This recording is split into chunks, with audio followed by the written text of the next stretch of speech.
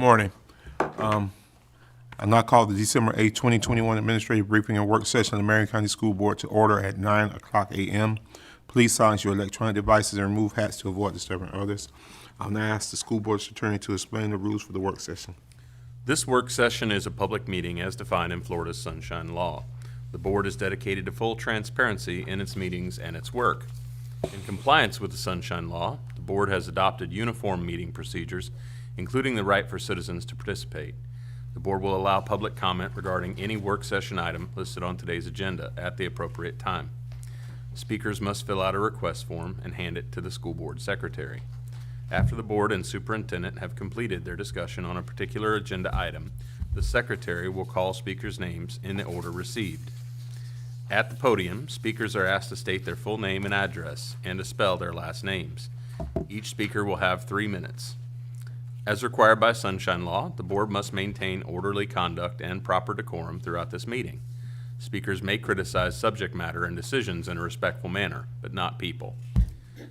Finally, speakers must be very careful not to violate the privacy rights of others, especially students and their family members, by mentioning their names or other identifying information. Thank you for your attention to these important rules. We now will begin our work session with the Neola policy review. Prior to us getting into section 9000, we do need to go ahead and set the dates or look at some potential dates for future meetings, board members, because I don't anticipate us getting through all of this today. And I think the attorney has some other dates. I do. We have, in addition to the 4 sections that we are going to be working through as much as we can today, we will have a few policies that have been sort of tabled that we're going to address later.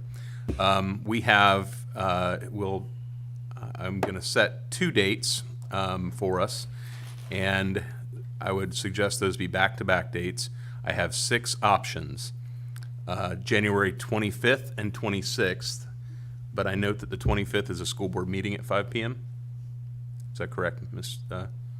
Martinez-Lopez? Okay. So January 25th and 26th, January 26th and 27th. That works for me. Do we still have agenda review on the 27th, or has that been moved? We do have agenda review. That's Okay. one person from the board, Right. so we would still have a quorum. Okay. I'd prefer to stay away from school board meeting day if we can, Okay. but that's my preference. I mean, if we're doing half days, I can do half days. January 27th and 28th. Works for me. And then also in February, we have February 15th and 16th, February 16th and 17th, or 17th and 18th. So there are 6 sets of dates, January 25th, 26th, or 20, which is out because that's a school board day, school board meeting day. We currently have a work session scheduled on the 17th. That is correct. Correct. So that's going to be out. 15th and 16th. Then the 15th is 15th of February. For the group, the good of the group and this project, I'd like to suggest that if at all possible, we focus on getting this done in January. I agree. Then January 26th, 27th, or 27th, 28th. Both. 26th and 27th works best for me. For Do we need both? We will need 2 dates. And what I mean is those 2 dates can be the 26th and 27th, or the 27th and 28th. What about using the 28th or just block it out as an in case, because we're going deep as is typical Sure. for this board. So shall we block off the 26th, 27th, and 28th? Yes. And sir. then if one of those dates ends up bad for somebody, then we can adjust as need be. You guys good? I mean, I'll have a hard stop on the 26th for sure, but I mean, that's fine as long as y'all have a quorum. Okay. Let's do that. Okay. And so, Mr. Whitmer, 26th, 27th, and 28th, if you want to arrange for those dates, and we'll calendar those. Thank you, guys. So we're going to start this morning. Yesterday, we went through a couple sections, and we didn't get a chance to start at the 9,000. So this morning, we'll start with 9,000 and then get as far as we can with the 6,000, 7,000, and 8,000s. What's our stop today? 12:30. It'll be a hard stop at 12:30. We'll have a quick break for lunch. Very quick. Working lunch. Working lunch. Eating lunch. That'll work. And that's going to be about 11:30. 11:30. It gets here, I'll. All right, sir. It's on you. All right, and I think we've already gone over where we left off, so I'll turn it over to Mr. Whitmer to start the process. Well, we're on the chapter 9,000, which is community relations. Includes the public information program, advisory committees, public attendance, complaint procedures, charges for projects, volunteers, direct support organizations, home education, relations with educational organizations, partnerships with business, charter schools, things like that, interactions with the community. And I guess if anyone has any issues on this chapter, they could raise it now. And before we do, may I just ask if there were anything that from yesterday's session that we may have missed, or anybody wanted to catch up on or add anything to before we move to the 9,000s? Okay. Starting with the 9,000s then, does any board member have any item they'd wish to discuss? It doesn't come till later. My first one is in policy 9150, page 1021. 9150, page 1021. In the center of that page, under school visitors, it references animals in the classroom as regulated by policy 8400. That's a wrong policy number. There is a policy relating to animals, but policy 8400 is actually all about environmental and doesn't mention the word animals in it. And I remember reading a policy about animals, but I didn't take note of what that was, so please make a note that's the wrong policy number. We'll fix Yeah, that. it's in either 6, 7, or 8, because I just read it. Yeah, no, I definitely read it last night. I just don't remember which policy. I can tell you that that is not it. So if you guys can just make that correction, that would be great. My next question is on page 1028, policy 9160. Ho. Okay?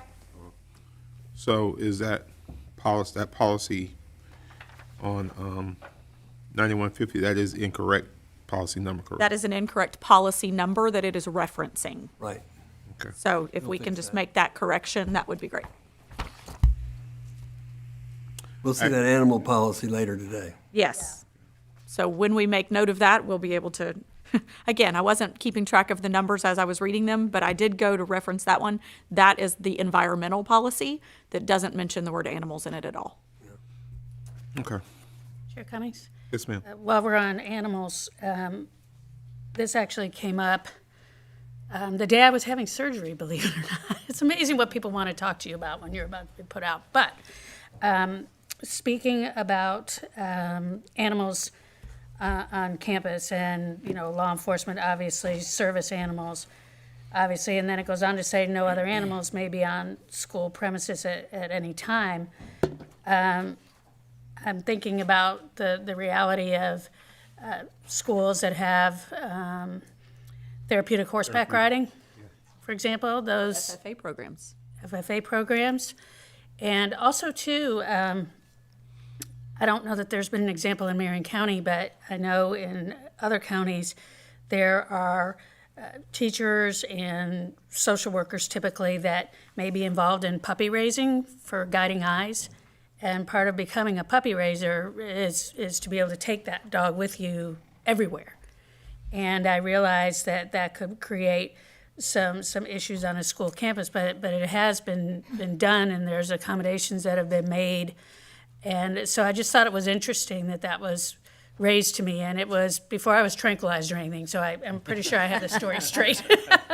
But when we talk about humane education, I think that there's a possibility there and some potential there to make it very educational if we can work out, allergies and the myriad of other details. So I just wanted to bring that forward, because right now this policy is very restrictive. With the exception of if we include that information of what you're saying in the animal policy that we read last night. So I think that because of the way it says, except for animals in the classroom as regulated by that other policy, so I think that other policy actually can give a lot of that educational animal purposes, FFA and all of the other things that you're saying, even the bark bus or whatever that comes by, and the raising of the bearded dragon in the kindergarten class, whatever's happening. I don't know what's happening, but Policy up on the screen. That's, that animal policy would be great. It's 8390. It's 8390. Thank you. Our guru has it. That is also, we do also have students that have service dogs with them on campus. Yeah. And I think that same policy covers that, correct? Well, and service animals is in this 9150 policy. That is included there. Service animals required for use by a person with a disability. And I remember when that policy got put into place for a student on the autism spectrum. Chair Cummings, if I may? Yes, ma'am. Yes, we've, again, this is another one of those, we've had extended conversation with, on the operations side, both with the attorney and without in our regular conversations. There are examples of therapy dogs that are very supportive, and animals that students read to, and so that support the academic side as well as the mental, emotional health, which I fully support. So we've talked about, from a risk management side of the house, provisions through the procedures to provide a guidance and assurances, notification to parents, and looking at allergies and all those other things, again, procedurally. So I wholeheartedly support if the board would consider allowing us the opportunity to do those things for our children. I think that kind of works better in the procedures versus us policying it out. It gives you more leeway on what you need to do for those schools and those students and staff that need them. And staff as well, yes. Thank you. Yes, ma'am. As long as our policies give you that latitude. Right, So we need right, to look at that policy and see what it says. right, right, And then do the procedure. right, right. Chairman Cummings, Don Browning. We can hear you, Mr. Browning. Can you hear us? Yes, thank you. And I'm just checking in. I'm with you. Good morning. And I like the extra latitude I'm conferring with the board on this subject. I'll just chime in when in fact I have something to add. Thank you. Thank you, Mr. Browning. All right, guys, let's move forward. What we got on this one? So are there changes to policy 8390 that are needed? I know we're not there yet, but I mean, if this is the policy we need to pull, then to talk about it more, I guess we can get there when we get to the 8,000s, unless we're going to do We're going it. to do that whole chapter, so Right. I guess, So just make a note, we might want to look at that one just to ensure that all the things that Dr. Gullett wants to. Thank you. Thank you, Mr. Orr, for bringing that up. And we will make sure we highlight that one, 8390. Thank you. Yes, ma'am. Okay. Next policy. Next policy. Yeah. My next question is policy 9160. This is page 1023. Policy 9160. In the third paragraph, I just wanted to make sure that this is exactly what we wanted to say. It's talking about alcoholic beverages, and it does say that we allow alcoholic beverages for curricular purposes. And I just wanted to ensure that that is accurate information. Well, go ahead. No, please. Well, for example, say MTC, where students are culinary students. Right. And say they're making a spaghetti or something that may include wine or something, but they're not drinking it in that sense, but they may using it to cook, or there may be other examples too. Okay? But that's an example, so they're not breaking policy. Okay, Cooking wine. just Like cooking. ensuring that we have that in procedure then, potentially. Yeah, that one's correct. Yes, that's Okay? exactly what we discussed. Yes. This, in the same policy, the only other question I had was referencing ticket sales, so this is gonna be paragraph, that was the third paragraph we just looked at. Fourth, fifth, sixth paragraph, talking about ticketing sales. I know we've gone to all online ticketing, and so just, this talks a lot about in-person ticket sales and not being limiting to individuals with disabilities. So that's just a procedure thing that we might wanna consider, that our current, anybody's attended any athletic events lately, our current policy of requiring that to all be done online without paying cash at the door potentially is in violation of that policy. So if we can just take a look at that. And then my next question is on 9200, if somebody has something before that. Page number. Page 1028.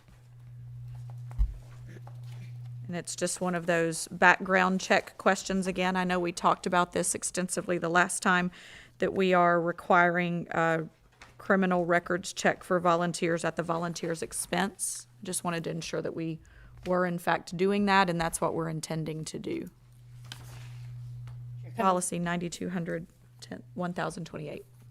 Yep, I marked that one too, and there are certain situations that I'm already aware of where I believe due to the importance of having those volunteers, at least it's been considered that we absorb that expense. 200. If I may, Chair Cummings. Yes, so we're having conversation about that currently. We're looking at the level 2 being specifically needed for overnight chaperones and high-level background checks because they are with our students overnight. And so we're looking at how we might be able to absorb those fees. Haven't determined yet if we can or cannot, but that is currently being discussed right now. Would it be helpful then to adjust that sentence at the bottom to say if a criminal records check is conducted, it may be at the volunteer's expense rather than it will be? I would think so, considering you're saying that. Give you that latitude. Yeah. I would appreciate that. I think that would help us to determine, because in the future, if you look forward to the future, not sure what those funds will look like. We are certainly appreciative of our volunteers. We want to encourage that and support that to the best of our ability. But I wouldn't want for it to be a burden on future boards and district if that is not available. Correct. Because those backgrounds, it could cost us a lot of Yeah, money. Correct. we wouldn't want it to Yes. say will not be at the volunteer's expense. Under application and background checks, so I think- scroll up quite a bit. I think if we put will, that gives us some discretion, some leeway.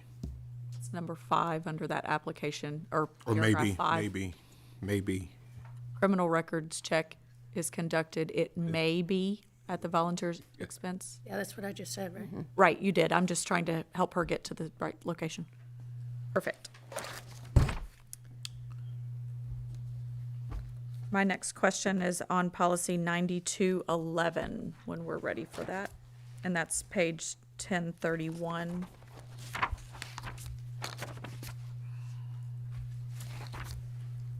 I don't know if somebody has something before that. Did you say 9211? 9211. 1031, page Page 1031. 1031. It's just another one of those 30 dozen ones, but also later on in the policy. So just to make a note, and I know Terry just did this search yesterday, I heard her saying that. So as long as this is one that you had marked, Terry, we're good on that. Under booster clubs and other outside support organizations. Correct. That we include that statement there.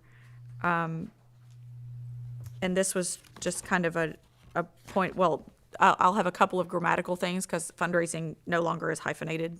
So we'll get to that later. But I just wanted, as a point of note, because I did read in our vendor policy that the district-approved vendors must also have the background checks from the Jessica Lunsford Act. And so it's just a point of note, really, is all I wanted to do. You and I can talk later about the grammatical thing of changing the hyphen. So that's in that policy as well as 9215. So let me ask a question. I did have one on that one too. Okay? That last paragraph on that page, 1031, where it states about the representative members of approved school-related organizations shall be treated. It talks about the volunteers where it says, that last sentence says all members of the organization are encouraged to become registered volunteers. Shouldn't they all be registered volunteers? If they're booster clubs and they're dealing with our kids and they're on our campuses, and not just be encouraged to be? Everybody see the sentence I'm talking about? The very last sentence on that page. It's possible a member of that booster group would not be on the campus, though, not, it's possible. I mean, maybe a bookkeeper or something. Would never even have any. That's why, Never even see kids. But right, that may be why they use the word encouraged. I just want to make sure if y'all are comfortable with that. Well, would you rather say shall? You could do that. I would feel more comfortable if they're a booster, because I think this is how I feel. When people feel that they're a part of that organization, they're going to feel they have that leeway. Right. Just because they're a member of that organization, and they could cross lines easily, and then something could happen. It covers us as a district, to me. Okay. That's what I see. I'm sorry, No, Superintendent. thank you, Chair Cummings. My question is this Neola language that's recommended, this is another one of those joint policies, and Let me check. Neola date is 2017, so. And Chair, my only question to that, I appreciate the thought on what you're saying, it comes down to procedure at that point, because sometimes our procedure can take a couple of weeks for those people to become registered volunteers.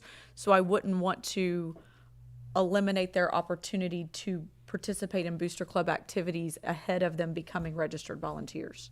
So it becomes a procedure thing. I mean, right now, you have to all do online, and you have to get your license in. They're doing all these background checks, and sometimes it takes a couple of weeks to actually be an approved volunteer. So that's my only concern about requiring it before they can even participate. This is not Neola, that sentence is not Neola language, Okay, so. thank you. So is that from our own policy from before? Is that a Marion issue? Does that come from prior policy, or is that something staff generated during our sessions?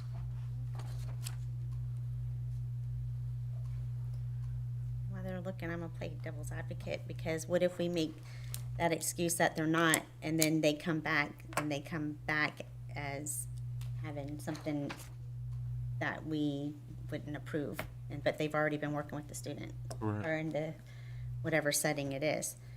So that could go. Well, I think the question is how often our boosters actually are working directly with students.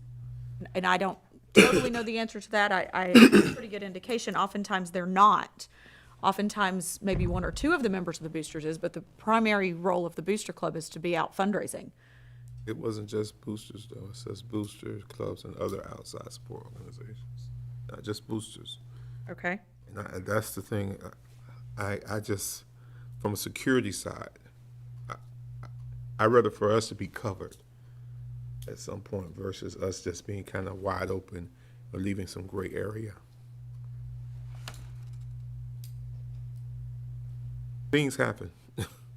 We've seen that across the country. Things happen.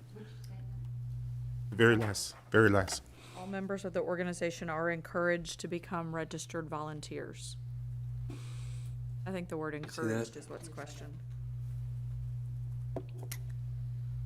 The sentence right before says the officers must be registered, It so. does say that in Right. current policy. It says all officers of the OSO will be registered volunteers with the district, and all members of the organization are encouraged to become registered volunteers. That's correct. See, right, that's it's two sentences. Right above that, it says all officers must be, and then we come down and make that, I would just take that last one out, or take that encouraged out. I don't like that encouraged.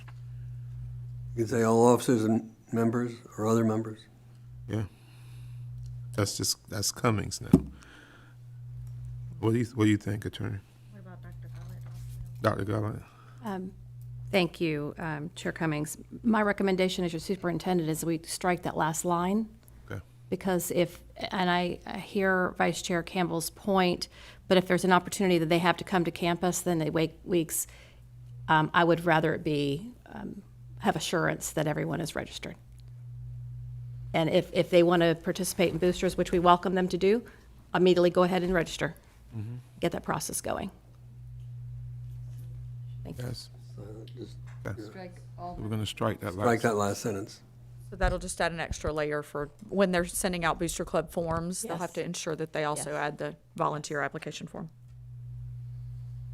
For a point of clarification, all officers and members. No, just leave that sentence like it is. Leave out, Mm-hmm. okay.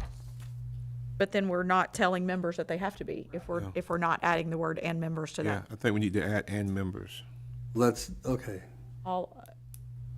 So yes, take the line out that she has, but in the line that says all officers, I think we're saying all officers and members.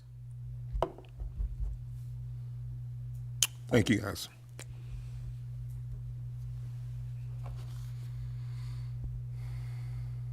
I'm not, and I appreciate it, we're gonna move forward with it, I'm curious to know how that procedurally happens right now. How many of those people send in money to be a member of a booster club who maybe come to a sporting event, but we're certainly not background checking every person that does that. So then from a procedure standpoint, I wonder how many of our athletic directors that's gonna put a damper on right now. I understand it's other school-sponsored organizations as well. It's not just booster clubs, but there could be people writing big checks that aren't really interested in putting in their driver's license through and that's fine. I understand what the concern is, but I also am saying we're not background checking every single person that comes to every single sporting event. And that's essentially what we're asking those potentially large supporters to do.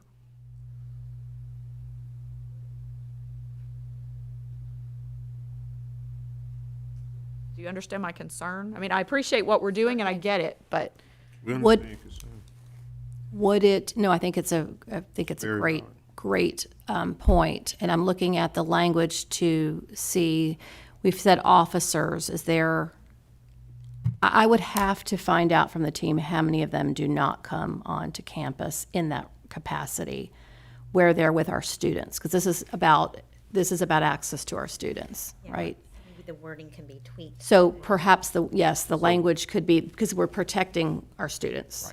right. So let's do this so that we can move on. Let's table this one, but we do want to take that last sentence out and start asterisk this one and come back to it once we find out Thank you. where we are Yes. with the within the district. Because we have to, our goal is to protect these kids. Fully agree, but I also want to ensure, since we're in community relations, that's this whole section, I want to ensure that we're also not tying the hands of folks that are trying to help from a community standpoint. I mean, there will be people out there that don't ever interact with our students at all, that just attend our games, and they're a big booster, and they're never one-on-one with students or in any kind of setting like that. But yes, students first, absolutely. Chair Can you see Cummings? that section? Mr. Browning? Yes, Don Browning. I concur with the comments, the sentiments, and Ms. Campbell's comments and concerns, and give full latitude to superintendent. So yes, passing on it right now would be fine. You know, I'm just very compatible with in agreement with the discussion so far. Thank you.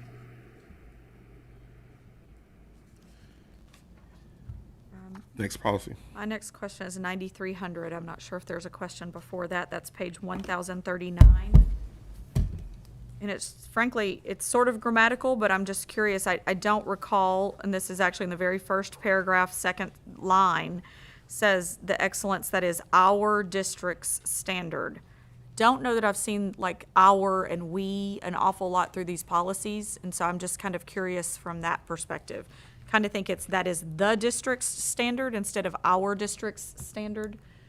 It's on the second line there.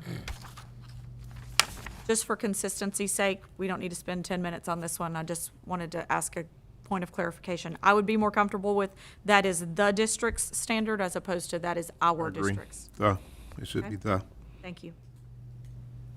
Change to the, Yes. Please. Board members? Y'all agree? Oh, that's fine. Okay. Okay. Ms. Thor? I'm fine, thanks. Okay. 1039 says, it's like the second sentence on that. The end of that second sentence where it says, is our district. I'm just changing our to the. Right. All right. Next question is policy 9700, page 1043.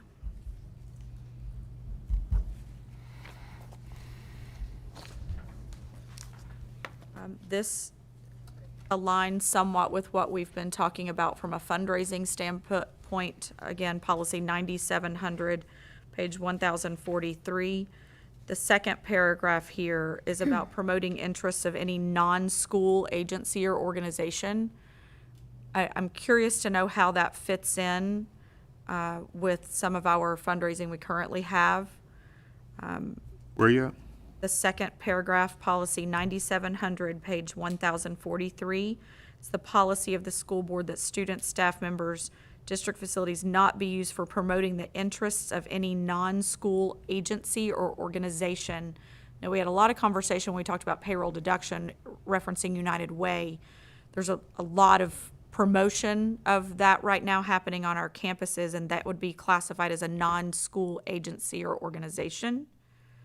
Yes, it would be the approval of the board, but see, we don't actually approve what happens right now. So it says the approval of the board or its designee, which would be the superintendent. I'm just interested in how that language impacts the way we're currently operating with any non-school organization.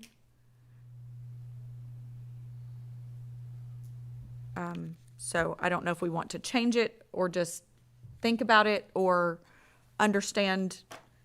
At this point, this policy doesn't say without the approval of the superintendent. It says without the approval of the board or its designee. We have a lot of policies that say without the approval of the superintendent. I would be fine with changing that. But right now, as we've talked, I talked in the previous meeting about United Way. We don't know what's going on with some of those kinds of things. There may be others, American Heart Association, or there may be others I'm not aware of. But promoting the interests of any non-school agency or organization, I have concern about putting that approval on the board. So I would be comfortable with us actually changing that without the approval of the superintendent. While it does say board or its designee, I get that. But do we understand my question there? Because this would be I think it's superintendent. The board and designee, or designee is the superintendent, correct? No, that would That be she like the would board not? chair.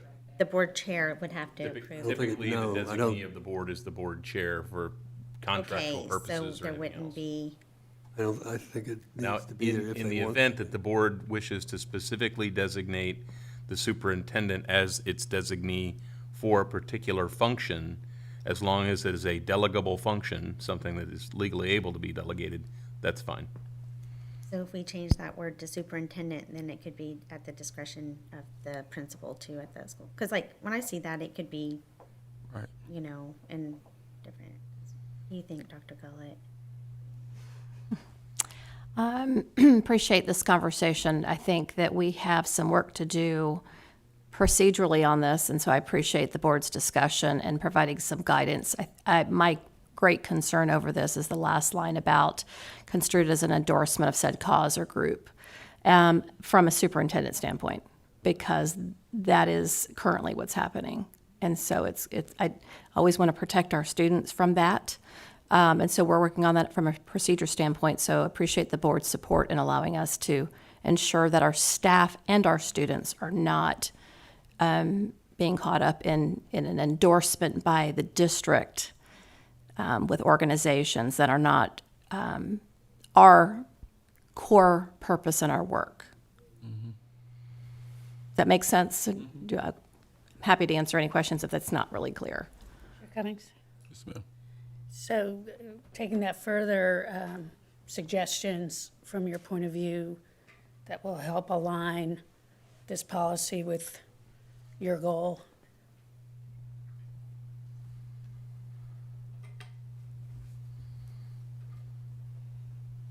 To give that some thought, I want to make sure that whatever that language is, it aligns with our core purpose of educating students. Correct. That is our core business. I am very supportive of philanthropy and community involvement in our students having a well-rounded education and understanding citizenry and all that comes with that and giving to others. But our core business is educating our students.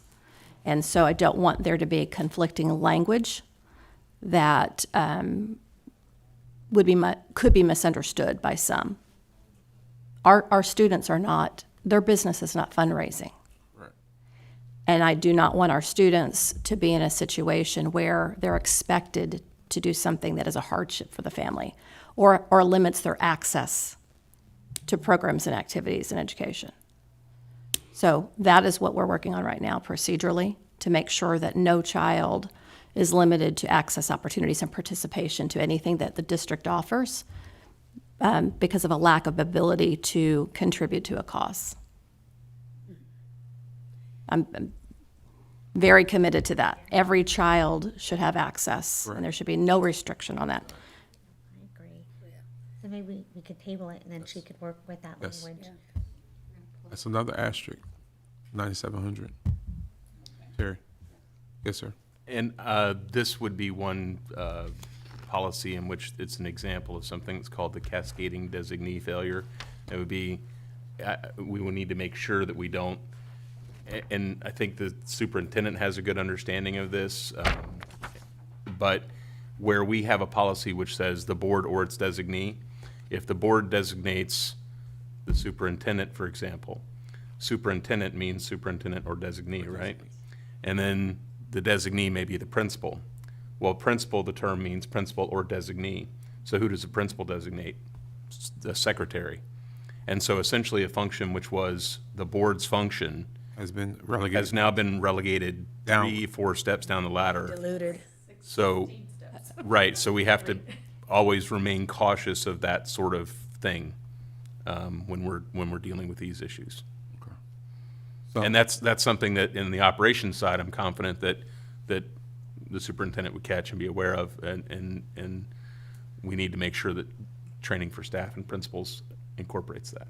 Could we put wording in there and then have wording such as principals only or superintendent principals only and box that in?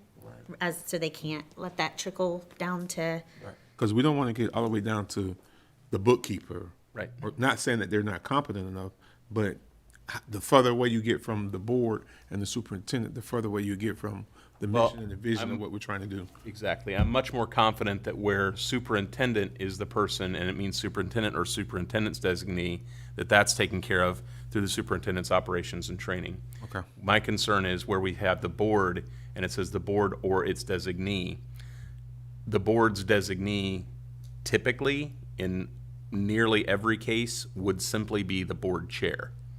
Now, if the board delegates an authority to the superintendent, that's where I worry more about the possibility of a cascade going down. Because if it's the superintendent herself who is the board's designee, just like the board chair, those individuals are at the level that we expect a certain level of responsibility to be carried out for that specific purpose. Vice Chair. So Chair Cummings, if we were then, for the sake of not tabling it, let's think about this for a moment. If we were to ensure, once we approve this policy, that the board and/or designee, meaning the board chair, approves this, then that would put it on the superintendent to have this policy laid out. Here's our fundraising policy here's our school-sponsored activities that are non-school agencies and organizations we're going to support this year. Here's what our plan is going to be. And before any of that activity does occur on any given year, the board actually does have to approve it. And I don't know how we feel about that, but. Are you saying that it comes back as a recommendation from the superintendent? Right. To the board? Right, that we would actually have to approve the overall. So while it would be a recommendation coming out of the superintendent's office after lots of work I know that they're doing currently on it, but it actually would fall back on the board to approve it and say, we are now endorsing that this is the superintendent's procedures and plan for working with these non-school agencies and organizations. I don't know, it's just. Dr. Gullett, Yeah, she lives it. Yeah, that's. Right, and I'm. Work for, Thank you. My question about this is, does the board want to make a stand on what this looks like in our district? Because I agree, when I've shared, where I am with that and where we are as a team. My question, and to the attorney's point, is what, if any, role does the board want to play in saying, here's where we feel and stand on this issue? Because that will dictate how we move forward procedurally. Right. Right? So what does the board have a voice and take a stand on this? And I'm comfortable either way, but I'm left with that question. So I can bring back what I think from the operations side, but it doesn't address what the language might be from the board. I'd like to see what you bring back. Okay, that's fine. In that same policy, it does talk about political interests. The last line of political interests mentions that students and employees shall not be used to distribute campaign literature. That should encompass campaign petitions. And I know in fact that this district, whether they've allowed it or endorsed it or allowed it to go by courier or what have you, candidate petitions have been collected through students and staff members of our district. So I just want to ensure that we're sticking to our guns on that policy, because it says campaign literature, and I'm using campaign petitions as well. Do you all agree with that? I think the campaign petitions are literature. I don't think we have to be any more specific than that, do we? I just want to ensure, because I know whether it's an employee standing over another employee asking them to sign a petition, or petitions being sent by courier. Well, that should never happen. I agree. That part should never happen. I agree. I'm just making statements. Where is this in? I'm sorry, it's under political interest, the next School, paragraph. school facilities, Next paragraph down. right there. The last sentence, students and employees of the board shall not be used to distribute campaign literature within the schools or on school grounds. I know that there have been teachers that have given petitions to students in their backpacks. That's also on school grounds to take home to parents. So I just want to make sure that we're understanding what that is, if we're all in. Would an alteration to, from literature to materials, just like we have in the prior paragraph where it says utilize political materials, would that solve that concern? That would for me. And I just want to do a quick check to think that campaign materials is not overly broad. I don't think it is. So if materials were. I think that would to the board, include petitions and unless anyone everything has else. How do you guys feel? The rest of you? Go ahead, Mr. Ron. Agree, that's fine with me as far as the materials, and this is an educative opportunity, because it really is the role of the candidate to make sure, and also of the school system, to make sure that employees understand the limitations. And just for example, as a candidate and you work for the school system, if you receive petitions, and somehow they're able to figure that out a lot of times. And when I say they, the couriers or whatever, I'm not sure how they know. But if anyone that works for the school system receives petitions through the courier, then they need to reach out to that person that signed that petition and say, look, this is a violation. It could really, if you're supporting me, it could really hurt me. So don't do it. there is confusion, I think, and education that needs to happen, and especially the current political climate is just so inflamed that we want to reduce any of the he said, she said, and drama that we possibly can, and be very clear on what's acceptable and what isn't, including people having signs on their cars, including wearing buttons, T-shirts, what is and is not acceptable, and then stick to it. Agreed. And I'm concerned with this one as well, considering that you could have someone a candidate that is employed in the district that has no knowledge that someone is using the system to distribute a petition or anything like that, who did not ask, is just someone doing it. So They didn't know. Exactly, they didn't know. What a great way to reach out to people. Yeah, your employees. Employees, It's a broad audience. cover your 2,300 petitions really quick. Right. So, that's a concern when we look at this one as a whole on that I stuff. know we're pulling this policy, but I just want to make sure. But we also don't want to make our employees feel like they don't have a voice. Correct. And that off-school time, off-school grounds, they should not be afraid to engage. exercise their voting rights and their political rights and who they want to support and what they want to say. And that is the fear and retaliation culture that we've had to deal with for decades in this district, that we're working very hard to change. You never know who's going to be elected. And in the end, I would like to hope that whoever is elected, they're there. So let's put our support behind them until they prove otherwise, that they're not worthy of your support. And the very last thing in that policy, I know we're pulling it, but the last thing for us to all take a look at is talking about the solicitation of funds being, this was item D, just talking about that they are deposited in, they are not deposited in any regular or special accounts of the district, just ensuring that if we are collecting for payroll deduction or fundraisers of these outside organizations and things, that we're paying attention to where those funds are deposited if we're writing one big check. So but So- we're pulling that whole policy, so I do have a question too. With solicited funds, it's under one. I'm looking at it on Yeah. 203, page Fifth 203. sentence. Solicited funds are not to be deposited in any regular or special accounts of the district. So I have a question with that, Superintendent. So if a school is collecting funds for a special project to buy computers, those funds are supposed to be put into a account at that school, correct?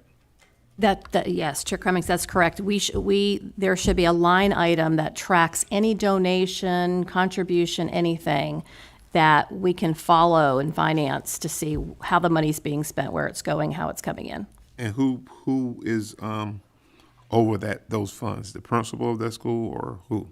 Yes, the principal would oversee that, but we should be able to pull those records and look at what those fund designations are. Well, in the next couple. And, I'm sorry. And finally, those funds are to be used for whatever purpose they were collected for only, correct? That is correct. And when we spoke before about donations, I think this is a good time to bring those pieces together, because as an organization provides a donation, there should be a specific line item. And in some cases, that donation will come with a letter or designation to would like to donate X dollar amount for this specific purpose. That should go in and be recorded so we can track to say that money was provided, for example, to books for students. So only the purchase out of that line item should go to books. So they cannot collect money for computers and then take the money and use it for T-shirts. T-shirts or a swing set or something like that. Well, that's subject to audit, so no. And so that's where the audit would pick up anything that when we go through and do those auditing, should be able to pick up and say, what's the documentation for this dollar amount? Where was it spent? How is it provided? And so that's part of auditing. Thank you. Yes, absolutely.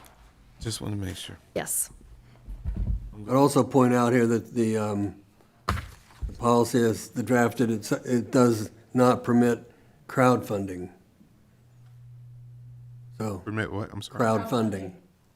So no GoFundMe accounts to Right. raise money for, Right, right. that was not a district-sponsored GoFundMe to raise money for masks for our students. That wasn't district-sponsored. That's correct. Right. Okay. So we're pulling that whole one. Right. There are just several different things to look at in that.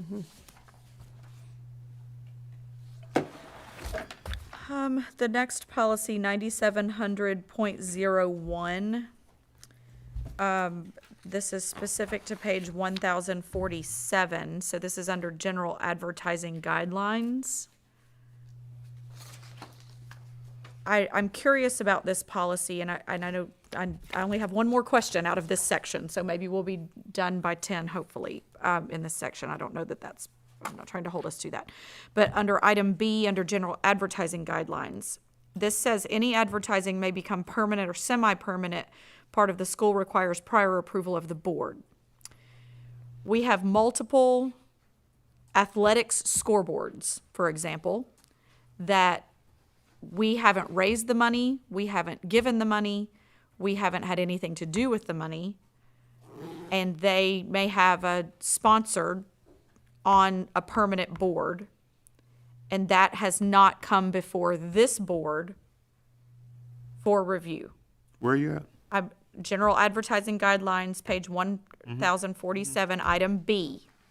Any advertising that may become a permanent or semi-permanent, which frankly, semi-permanent is kind of a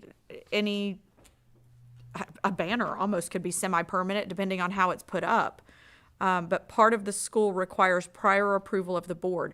I'm even thinking of some signage that's up for our business partners that they've put up in some schools, and I dare say the board hasn't approved any of that. So I have two questions about this specifically. That one, I have a problem with saying that this board has to approve anything that we don't have anything to do with. Again, we've talked at length, and you guys know I'm a strong athletics supporter, but we've talked at length about how this district hasn't been investing in athletic facilities for a very, very long time. And we've just done that in our new 5-year plan. We're going to start that.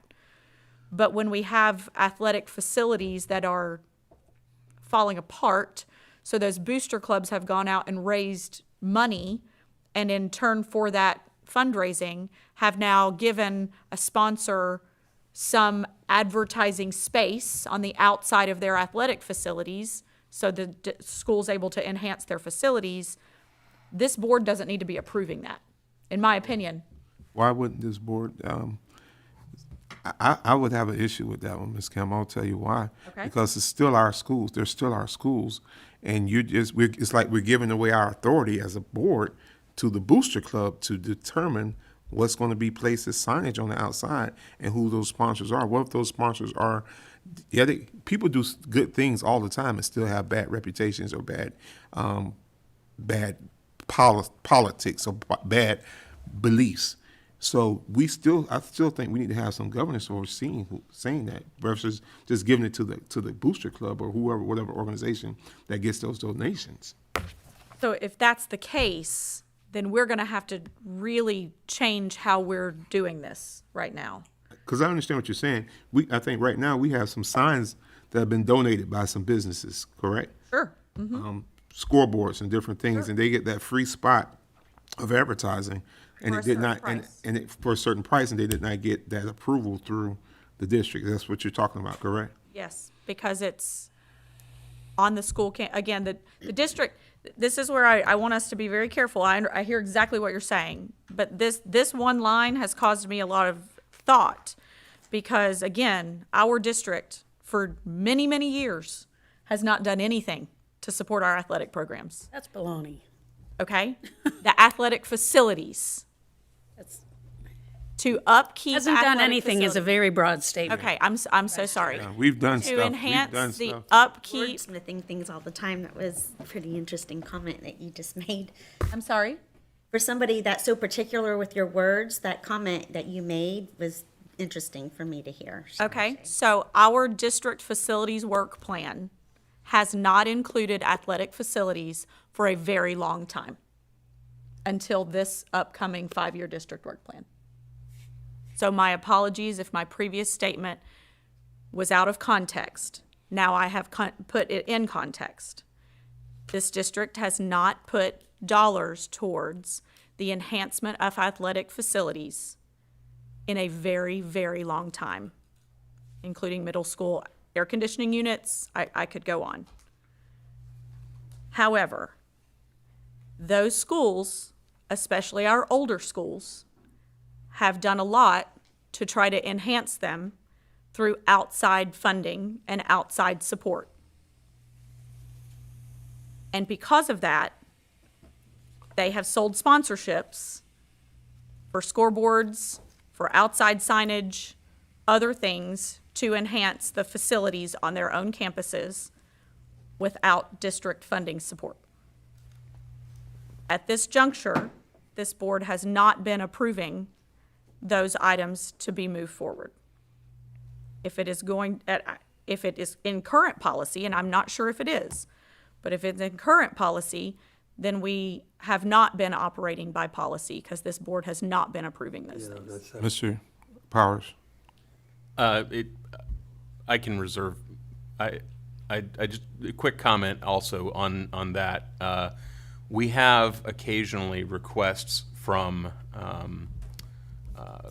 community partners to be our exclusive partner for one particular, item or whatever. Maybe our exclusive healthcare partner, our exclusive partner for some particular purpose. In other words, For like graduation, I think- outside of their competition. graduation, I think we have Cox that does all of the courts or Right. something like that. They're exclusive. They do that for every school. We also run into problems meshing between that and free signage. For example, someone says, we'll donate a scoreboard, and it's going to say the name of our company on it, which might not go through a contractual process. It might just be a donation, and so it might not be caught if we are allowing both of those operations to occur. So something else to be aware of that I didn't mean to get us off track of what we were directly discussing, but that brings that to mind as well. Because we do have Chairman Cummings. sponsorships that we need to, obviously, we need to encourage where this board deems appropriate, but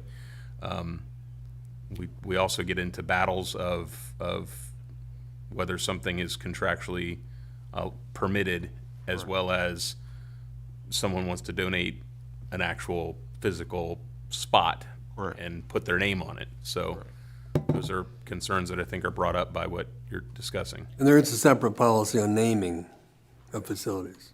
Well, right, and not necessarily naming a facility, but naming A the donation. Golden Burger King is if Burger King were our sponsor for something and they wanted to be our exclusive sponsor for fast food restaurants, and then we have McDonald's donates the Golden Arches scoreboard, we have a Right. conflict. So Ms. Thor? What is our current policy?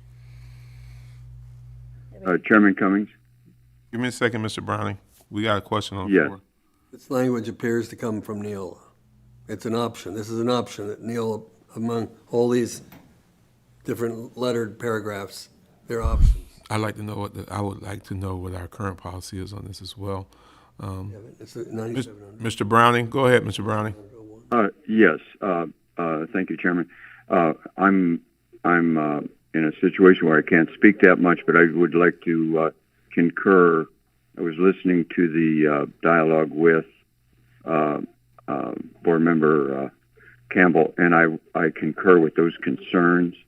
I believe in bringing in the funds, and I'd like to go procedurally as much as possible on the subject through the superintendent, because these things just get complicated, and we do need the funding, but it does have to be on track. So thank you. That'll conclude my remarks. Thank you, sir. I think we all agree that we want the donation, we want the funding, but we don't want to give away our authority. Is what I'm kind of hearing. I know I wouldn't just want them to just have free free advertising all over the place, and we don't know if that they agree with our vision and mission for the district. Go ahead, Ms. Dora. Has there been a situation that, to anyone's knowledge, where a form of advertising has been put up that has been inflammatory, that has created a situation where the board or the superintendent, has recommended removal? Because the prior, this is a very passionate area, I believe, for all of us. We all support sports. We all know what that can do to help kids. I'm thinking about the day-to-day, the real life of this. If everything is going to require prior approval, from a bumper sticker to a scoreboard, then I think that we just need to be mindful of what we're looking at here, because we all know it takes time for something to hit an agenda.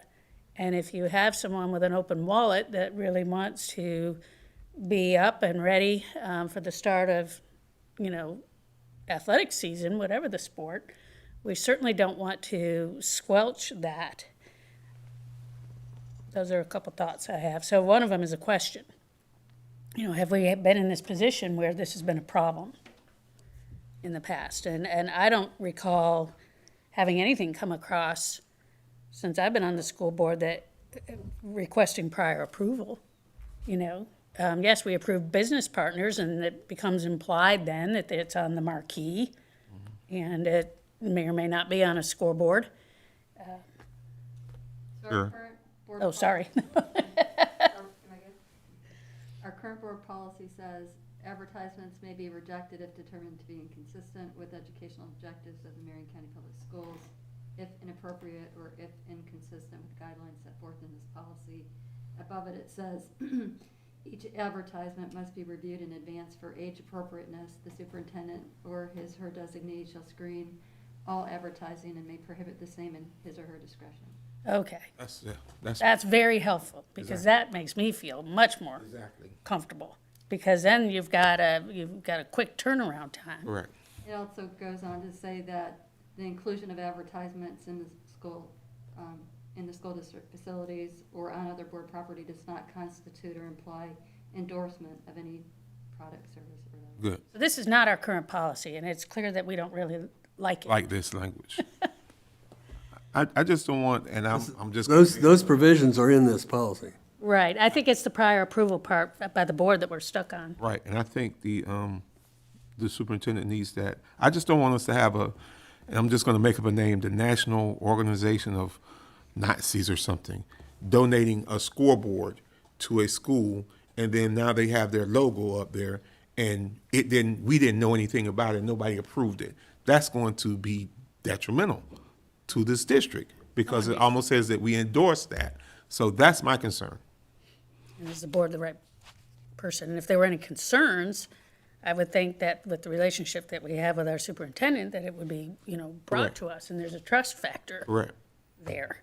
And I also would caution that better be pretty careful, because, just because they're saying who they are doesn't mean That's who they are. you better follow the money. Exactly. Because all money ain't good money. Right.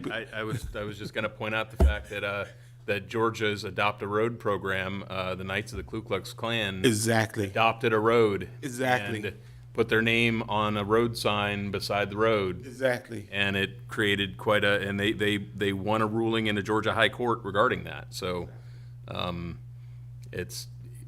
we have to, if our policies prohibit it early, that's much better than once it's up. Exactly. That's my concern. I'm sorry, Superintendent. No, I'm fine, thank you. I appreciate the conversation again, and this is another area from the operations side that we have found there is a lack of tight procedures. So we are working on that as well. So as soon as this policy is adopted, we'll take that from there. Do you want to make any edits to the paragraph B? think I like our current policy. Do they want the current policy? You want me to take our current policy and switch it in? I can do that. At least a portion. I'm of it, just or one maybe- I'm just one member of this board. I need to hear from the other board members. Is there any way you could put that up? Our current policy? Want me to unhook so you can hook it? Because man, this really took us down a trail. It was like, you know. And while we're talking about this, my only other question is about item M on this same policy, if you all are looking at 1047, where it says advertising will not be permitted on the outside or inside of school buses, which I appreciate. But I know that this board also recently had a comment about, what if we were able to get a sponsor to do, and we put something on the bus? Well, right now, even our district current policy does not allow advertising on school buses. And so this also would not allow it. I'm not asking for us to wrap our school buses, so let me start with that. Absolutely not something we would do. I don't believe that's something that we would do. However, if it was a band traveling to the Macy's Thanksgiving Day Parade and we got a sponsor to do that, would we be able to put a temporary banner on the outside of a bus for them to travel? Right now, our current policy would not allow that. I don't think There are some Florida statutes on point Okay. regarding school buses specifically because Okay. of visibility, that limit our ability to Okay. add anything to the exterior of a school bus. Right. As to the interior, I'm not aware that those apply, and I'll have to get the details on what those are for you. We have significantly more flexibility with our, what we call our white fleet. If it's not a school bus, but there are some statutes or administrative codes on point Okay. for the exterior of school buses and what signage is permitted and what is also required. So I would need to look into that to properly advise the board on that. and I think that if we had a band that was going to Macy's, they wouldn't be riding on a school bus anyway to New York. They would be on a charter bus. That was a rough example. They would be on a charter bus.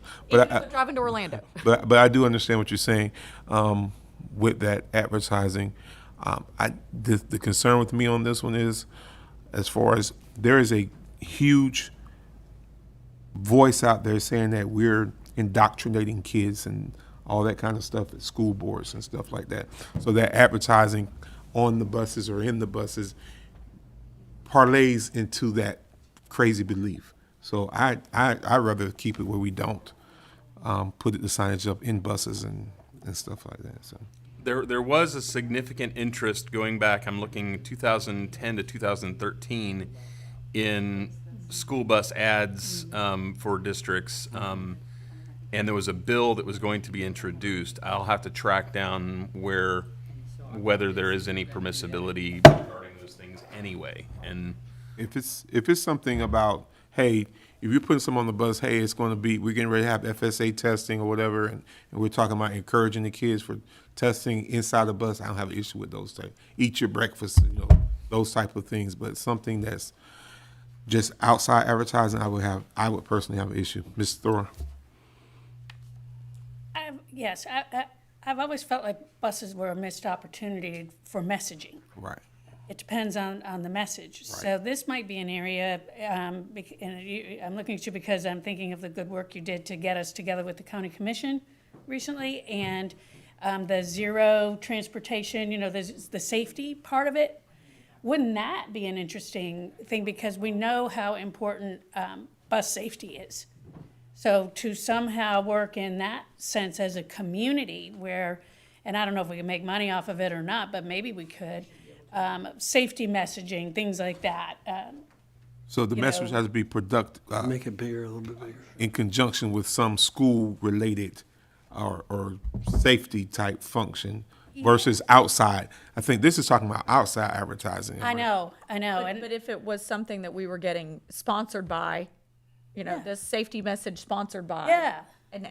And apparently that's not, even if it's statute, that we can't do that. And that's fine if that's the way it is. But I just, as you're noting, it's a missed opportunity. And if we can't do it, we can't do it. But We can do our own messaging as a district on the bus. Am I correct? interior, probably so. Exterior As long as it's the district's, may or may not message. be permitted. I'll have to check. Right. yeah, Yeah, I mean, you could have inspiring messages like Correct. positive behavior, Right. things like that in a bus, and that could be good in terms of messaging for the kids and bus behavior. I mean, that's great. But maybe that would be interesting to research a little more. What opportunities do we have? Because there's a lot of buses on the road every single day, and yeah. so like positive affirmations and different things on a bus for kids as they're riding the bus, so. Yeah. Terry, was there something you had? Okay, so we pulled up the current board's policy, and then if you'll let us know, I'll make the edit. Right. While you guys tell us what you want from this policy into the Neola version. Can you scroll up, because what we were really stuck on was the prior approval of the board, and I'd like the, And it doesn't exist in the here, because it doesn't require approval of the board, it's all on the superintendent in the current policy, Where's that part of that, in that, to the bottom. okay. So the superintendent may require samples up above. I, maybe J, rejected. J. Is it J? I and J. I and J. Must be reviewed, may be rejected. So H, I, J. Right. In place of B. Right. In place. No, it's already in there, but another part of the draft policy, Okay. that it be screened in advance by the superintendent. The age appropriateness is a separate number, letter, It does. and say- also the rejection. Those have all been incorporated into the draft policy. And on Neola's version says the superintendent or designee is responsible for screening all advertising. But they did not include "and may prohibit the same if in his, her discretion." That phrase is not in the draft policy. But it's B that we're stuck on, and any advertising that may become a permanent or semi-permanent requires prior approval of the board. That's very restrictive. Well, it's because they tried to blend two different policies together, and they're a little bit inconsistent. Correct. They're also talking about permanent advertisers, which, instead of just somebody that's advertising one time and the superintendent. But a semi-permanent could be Right. a scoreboard or Right. something on the. A banner on the Big fence. sign on the stadium. A banner on the fence at a Right. football game. Right, any banner is a semi-permanent advertisement. Yeah. And we see those all the time. Yes, come with the up- banners in the schools and around the fences. Yeah.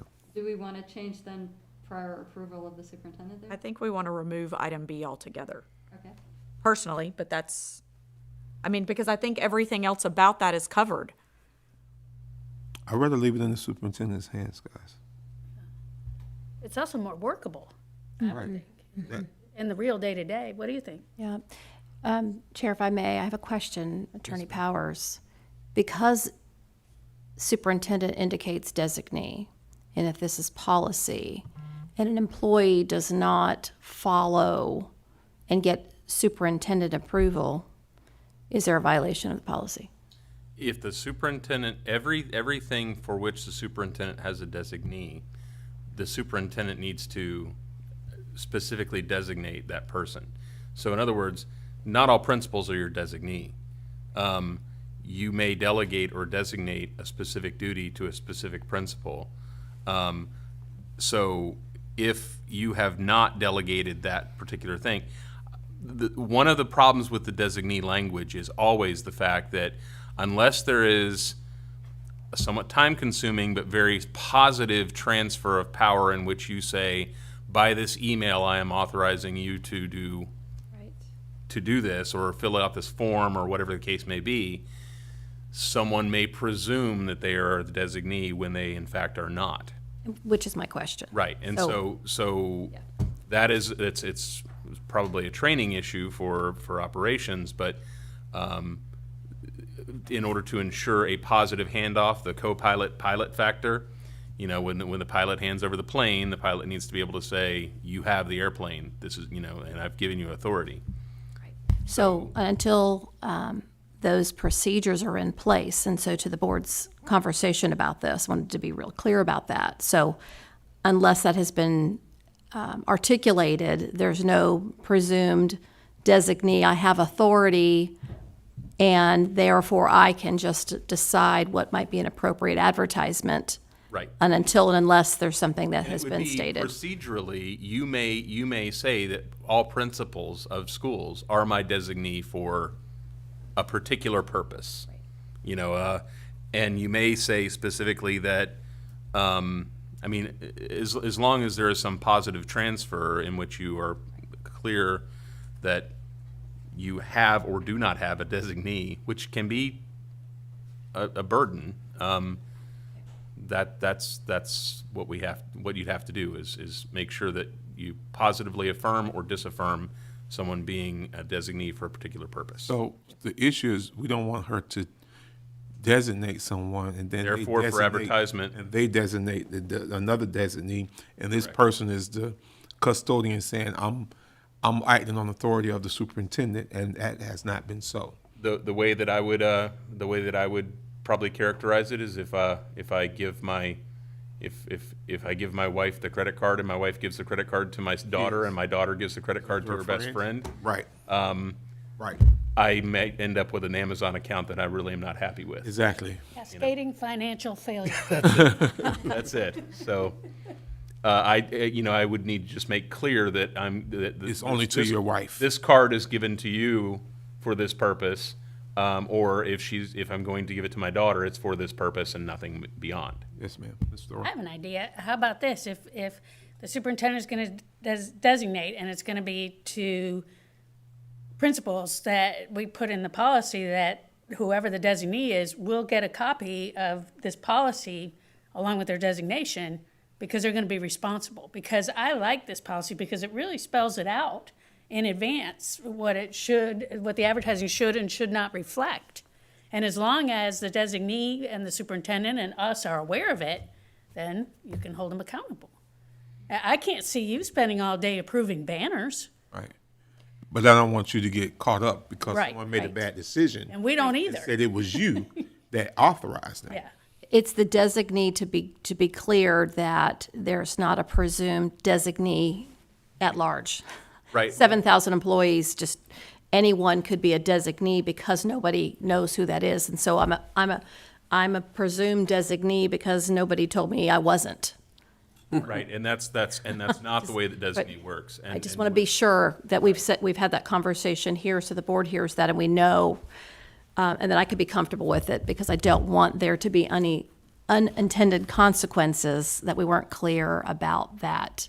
There may be a situation in which, for example, you would choose to say that the area superintendents are your designee Right. for a particular function, in which case they are accountable directly to you for that Correct. designation. Right. Now, if they subdelegate, then that needs to have either been at your direction, or they are accountable for having subdelegated that to someone who then did not use that power correctly. But there's no self-appointed designee. It's when I take action to decide who that person is. Thank you. So how do we want to Help. proceed with this policy? I like the current. If we just put the name superintendent, and then it's an implied designee by Neola's policy, but anybody reading that policy is gonna see it's the superintendent. So the only other way that they would become a designee is if you Yes. designated them. Yep. So switching board to superintendent, For permanent and semi-permanent yes. advertising. But semi-permanent, again, can be a banner Right. that's only up for a year, and we already have that the superintendent or designee is responsible for screening all advertising, and the very last statement says, final discretion regarding whether to advertise will be with the board. So if we're there and not at the top, saying that we're requiring every bit of this to be prior approved by us, but we're at the bottom saying that we ultimately can pull the plug on what you're doing, I'm more comfortable with that statement. Yes, ma'am. And also, what about K? If talking about blending, I really like the policy we have now, but we want to make sure we have the new things in it as far as discrimination, that type of stuff. So maybe this could get worked a little and then brought back for final. Yes, I'll you, and then we'll add the new language that we came up with. And Terry, at the very bottom, I'm just curious, it says CAP 9700B. I'm not sure what that is. There, And Neola, is that a procedure? Okay. that hasn't been created yet. Okay, so anything that hasn't been created, I would like for them to be pulled from our policy until we have that created. If you, I mean, for us to reference a procedure that we don't have yet, Guys, let's take a 5-minute break there are a lot. real fast. Everybody drinking water and coffee, and All right, that's fine. we're going to recess for 5 minutes. There are a lot of those. 700. A lot. I have that. I can get That's why I that. keep You look at it referencing. right-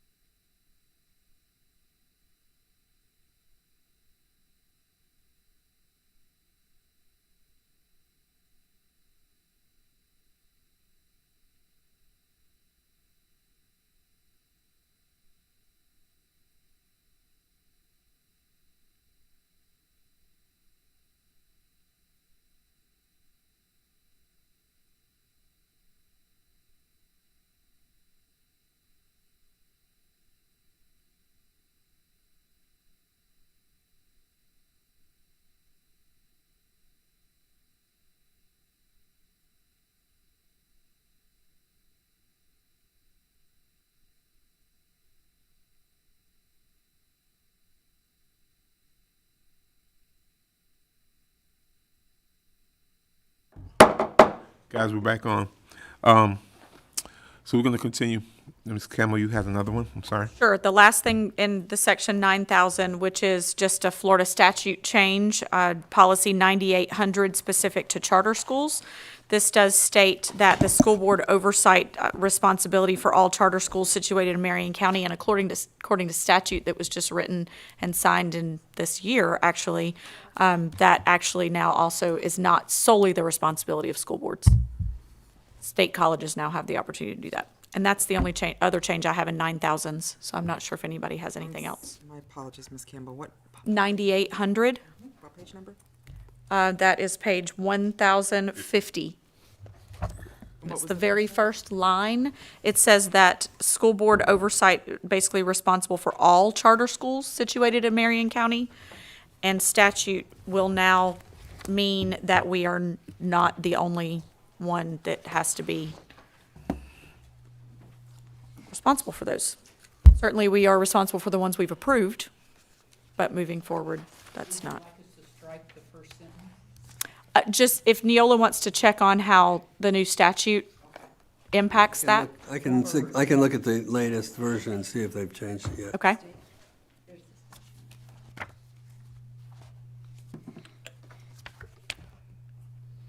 All right, well, that, and that can be, No, it hasn't been changed by Neola yet, so that'll be something we have to update.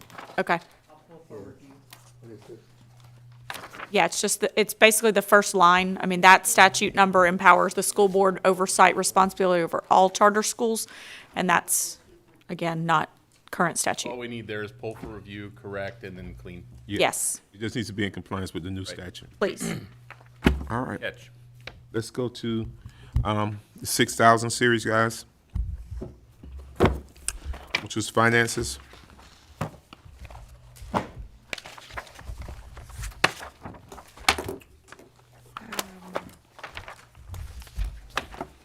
First question for me is policy 6110, page 728. Actually, I've got one before. Okay, go ahead. Or I guess if he's okay. Go Jerry, you ahead, good? Go ahead, ma'am. Okay, thanks. This was just more for public interest rather than a question for a change, and it's regarding federal grant funds.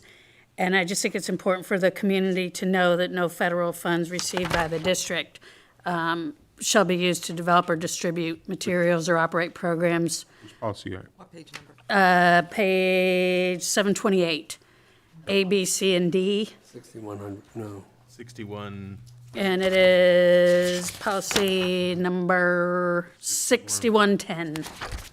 6110. And again, that's 728. And just for the community to know that we have significant restrictions on what we can use our federal grant funding for. And this, Are you talking about letter G? I'm talking about letters A through D on 728.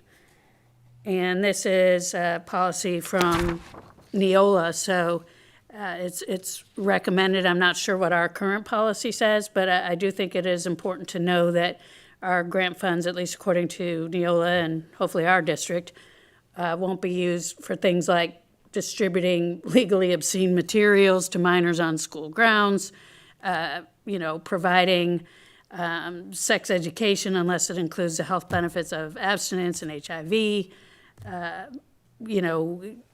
programs that would be used to encourage sexual activity regardless of any kind of sexual activity. So in this day and age, I do think that that's important for the community to know that we acknowledge that and Correct. we support that. That's all I had. Ms. Campbell? In that same policy on the same page, I know that the superintendent is looking into this, but this is where this change also needs to be made about the proposals of budgets exceeding $1,000 and that the board must approve those kinds of things. I believe that the superintendent is working, and this is just another policy to go along with the things that she's working on. Possibly, I believe we've had conversation. I know we haven't had conversation at length yet till we know what our recommendation might be. But potentially for us not to have to approve those donations of $1,000, but our threshold of approval be much higher than that, whereas we certainly can acknowledge those things that are of $1,000 and more, but to have to actually approve them, that does put a bit of a damper. That includes those foundation grants. Are you talking about letter D, I'm talking about letters C and D. C, and D? I thought we were going to be discussing about kind of loosening our hands on that one. And so this is just an addition to that, yes. Do we need to, at some point, we have to come up with an amount that we're going to loosen? You want me to move that chair? That we're going to loosen up to, so that it can be included in the new policy, correct? Is that what we were talking about before? I remember something like that. We were just gonna, I don't know, are we gonna put a number? Were we going to put a number on it, or are we just loosening it? Or like and our putting it in? items or whatever? So I haven't, if I may, Chair, in front of me, I actually haven't shared this yet because I'm still reviewing it, and I have a final draft for the gifts, donations, and request policy. Right now, I have it written such that you would provide the superintendent the authority to address and have procedures for donations. And right now, I have gifts, donations, or requests having a value of $1,000 or more will be recognized by the board. Essentially, that's a summary of what I have in front of me. Right. Recognized is great, but it doesn't mean then that it's going to hold up the process. Correct. So you would provide that authority to me, but essentially, the board would, my recommendation will be at this point, to have any value of $1,000 or more will be recognized by the board. So then do we need to strike D? Does D need to come out of there completely? I know I haven't brought that back to you yet, but that's where I am with the draft for the other, if that helps. Board members? I mean, I almost think that we could just end it at the word grants. The superintendent may accept private funded or foundation grants, period. And without having an amount there at all, if that's what you're recommending. That's where I'm at, too. I don't want to hold up Right. money coming in that's going to be beneficial to students and schools. Right. And that'll help the foundation too, Correct. because it's quicker and easier to just donate directly to the school right now than to go through the foundation in a lot of ways. And we don't want to. Wouldn't be too much of a distraction, but related to that, if it's helpful to share, there's a paragraph unique to the foundation. Because of the unique cooperative relationship between the board, district, and Marion County Public Education Foundations, donations to schools in any amount from the Marion County Public Education Foundation may be accepted directly by the schools and managed in the internal accounts of the schools without board approval, which again speaks to the procedures for those internal accounts, which we referenced earlier, that there's tight procedures around that, and the money is able to be verified, tracked, and accounted for in audits. And audited. And then acknowledge later. And acknowledged by the board. Ms. Campbell, on item number D, is superintendent may accept private funded or foundation grants for individual schools. You want to leave it for individual schools there, if it's a district-wide grant? I'm looking at item C as well, because I do think we need to strike number 2 under item C. So I think that, I mean, we can for individual schools if we need to add that in, but frankly, I think just giving the leniency of saying that the superintendent may accept private funded, because above that, it doesn't reference private funded or foundation, it references government funded and multi-school or district-wide proposals. Oh, I see what you're saying. So it doesn't include, maybe we just add individual school, multi-school, or district-wide proposals in C above? See, I don't know, because that's still, C is still asking for us to approve those things, so. Private or foundation. C looks like it's for government funded. Yes, but right now, current policy, which was what we're just discussing, eliminating, right now, current policy is any dollar amount coming into our school district, whether it's for schools or anything else, if it is over $1,000, this board has to approve it. That's current policy, and so we want to loosen those restrictions, and whether we combine this all into item C, or if we strike portions of item C and fix item D. I'm open to suggestions on how this board would like to see it, Do we have to approve it? Do we have to approve it?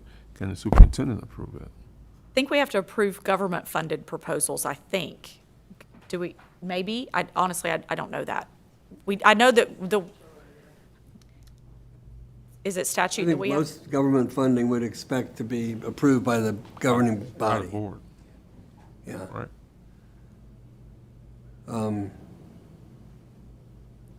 So you could strike number 2 Right. and just have government-funded proposals, regardless of amount, would be 1.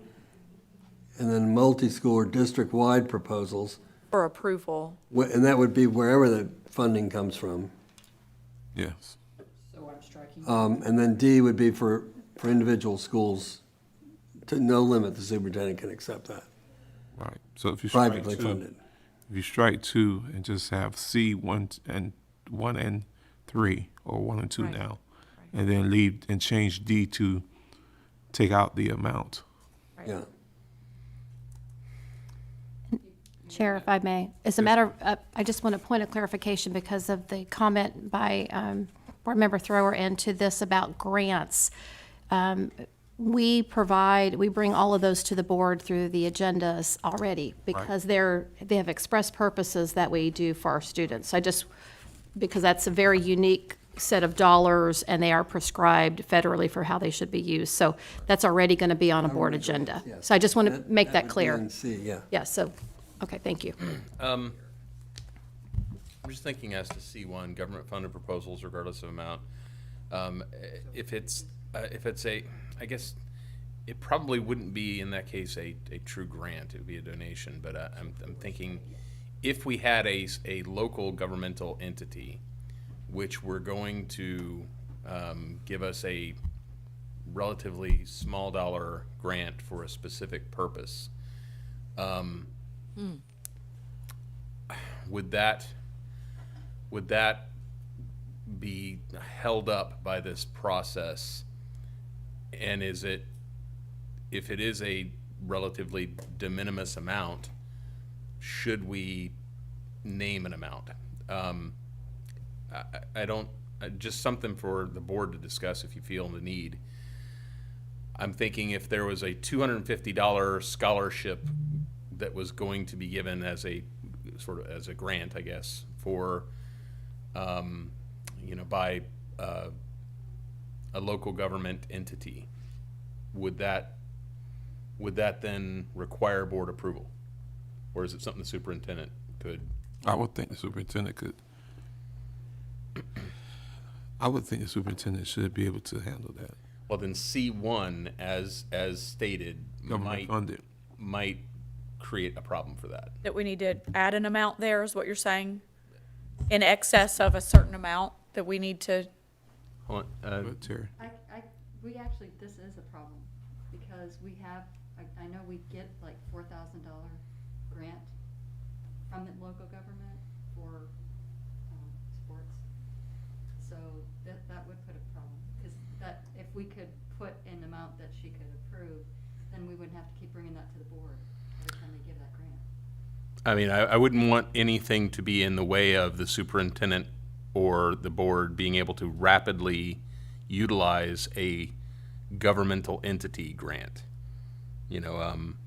If it would, because depending upon the time of the year, depending upon when the last meeting was and whether something gets on an agenda and everything else, you could run into a significant delay in acceptance. So, I don't, just something for your food for thought. What about a statement that says except where, restricted by statute or whatever, that we're gonna give the superintendent the latitude to get this going and we'll thank them later. I would want her to not be as restricted. Yeah. Because I'm thinking beyond that, such as if the sheriff department received a grant to do some things and they could give us money to purchase fences or cameras or something, I wouldn't want that process to be held up because they're waiting for us to have a meeting. I want the superintendent to say, yes, let's get it. Or a city, municipality want to give some money because of a storm and they were able to bless the district. We don't need that to be held up. And if we put a dollar amount on there, I mean, what's the largest you've seen come through there, Terry? About 4,000. Okay. That would, at what we were currently, it's always been a problem. And it's always like we get short notice of it and then staff's scrambling. So it was definitely. What if, just thinking off the top of my head here, government-funded proposals, regardless of amount, if required by statute, or the terms of the grant. Or unless required by statute. Yeah, unless required. Unless required by in terms of the statute grant. or the terms of grant. No, but it's phrased as she shall present it to the board Or approval. Right, approval. regardless of amount. May, we just changed the shall to may. No, I don't think you No, can I do don't that. think we can. No, because that takes away the other ones. I Right. got you. Right, government-funded proposals regardless of amount, comma, if required by statute Or by the grantor, if required by the grantor. There you go. or grantor, right? With that. Wouldn't it be, Statute or the grantor, Yeah, statute. regardless of the amount. STAT.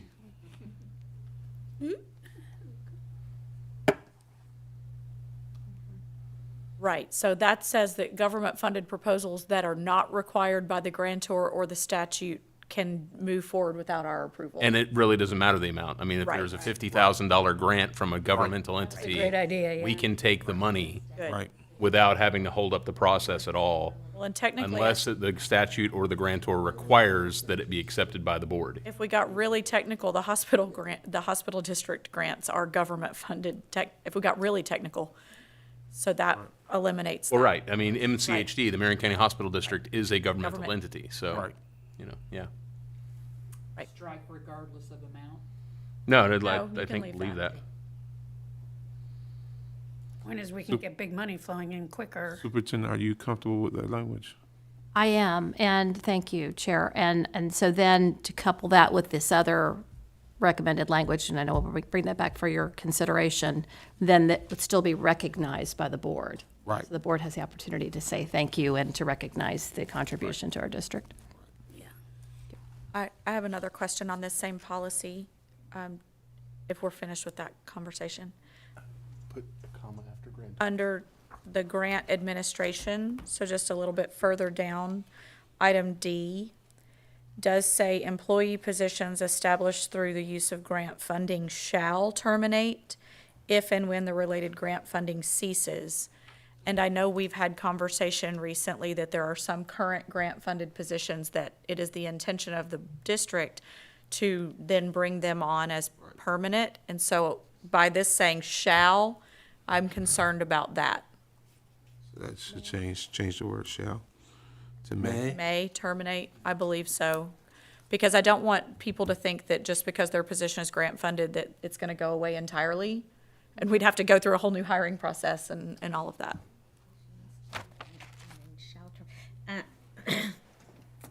That makes me cautious again using the word because, I don't know. It changes the staffing plan. It changes it almost like, I mean, I know we might decide to keep them on, but that position that was established from that is going to be terminated with those funds. Does that make sense? Yes. So I think that should be terminated. And then if we bring them on, then they're still here or whatever. But I don't want to leave any air because there's a lot of those out there. And then, I don't know. But It may, could be assumed that but they doesn't get make, to stay or something. but doesn't may give them the discretion to or to not to, based on the times, the atmosphere or whatever was going on within the district, whether we have the money or not. I think when we shall, it's like, yes, you got to. But with may, I see it as we might or we might not.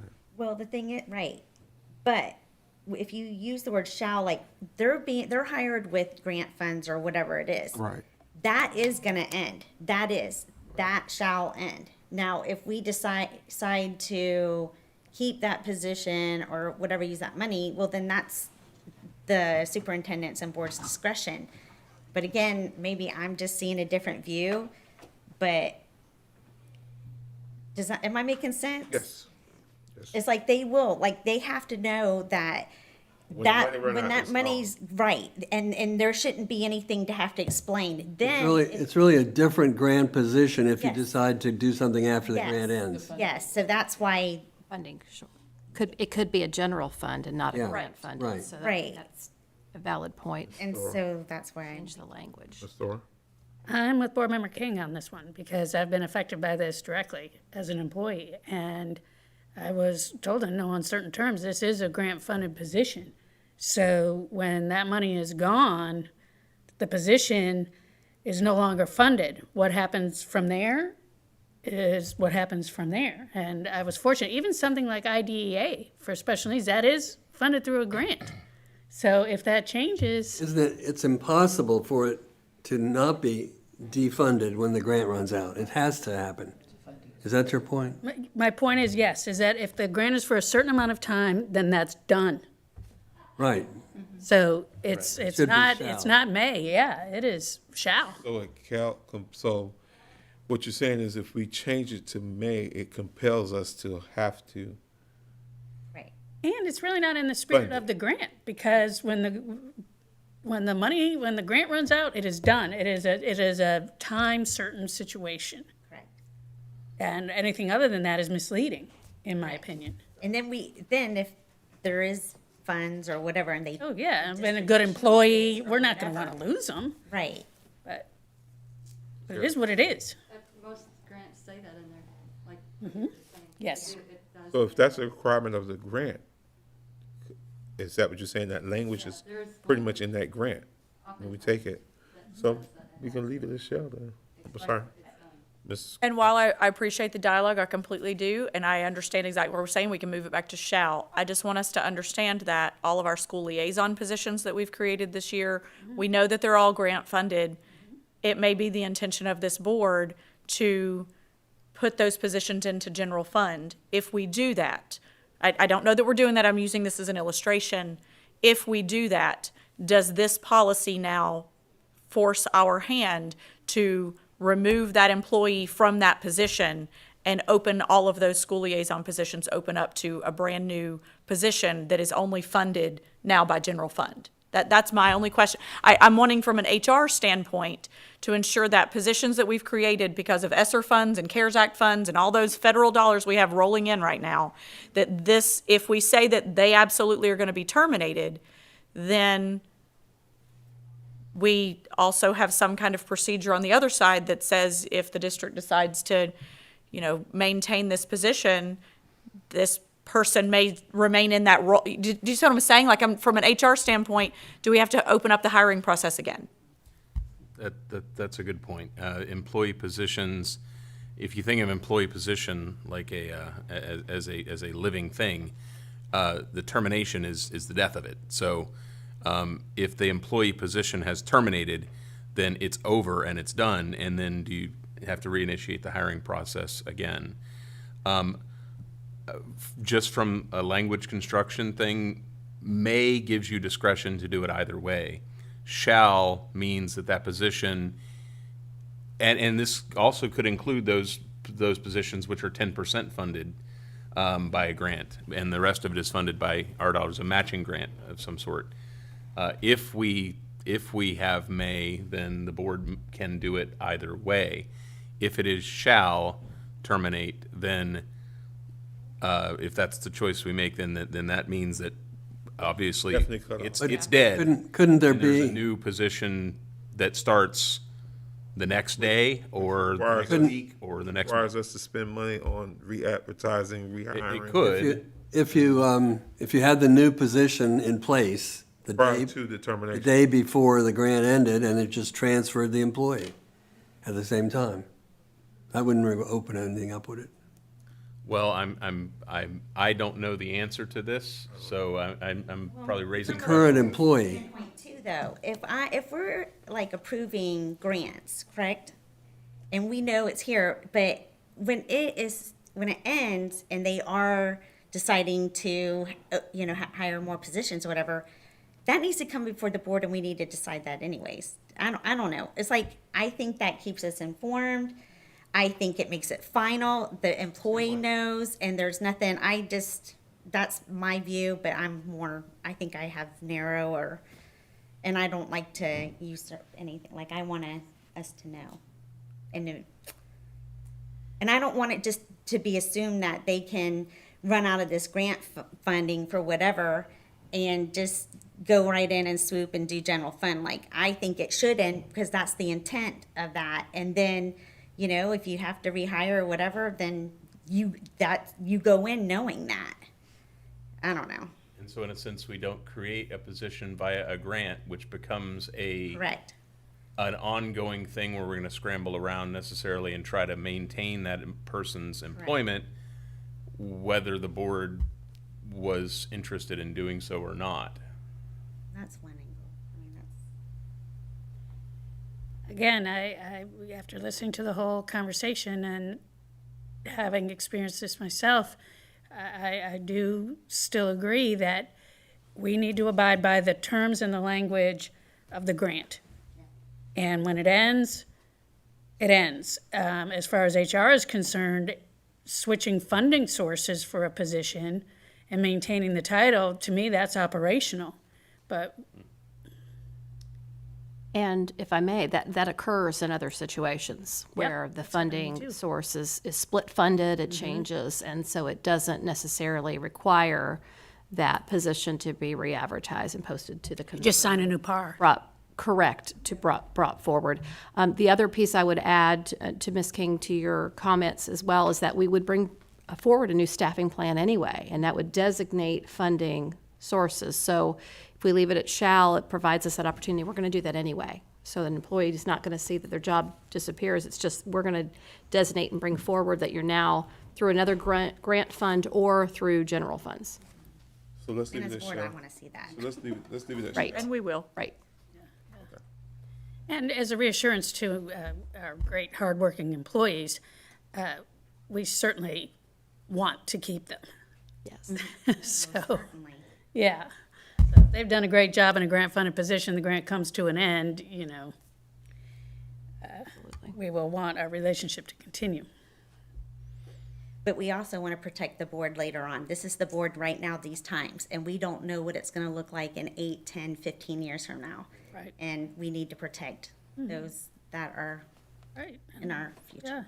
And we've done a great job of not, well, other than that 1 year where we laid, not we, all of the first and second year teachers got laid off. That was pretty brutal. But, typically we have made sure that our employees that want to work and want to work hard, we've found a place for them. All right, Job security's been pretty good. all right. Anything else in the 9,000s? In the 6,000s, I believe. In the next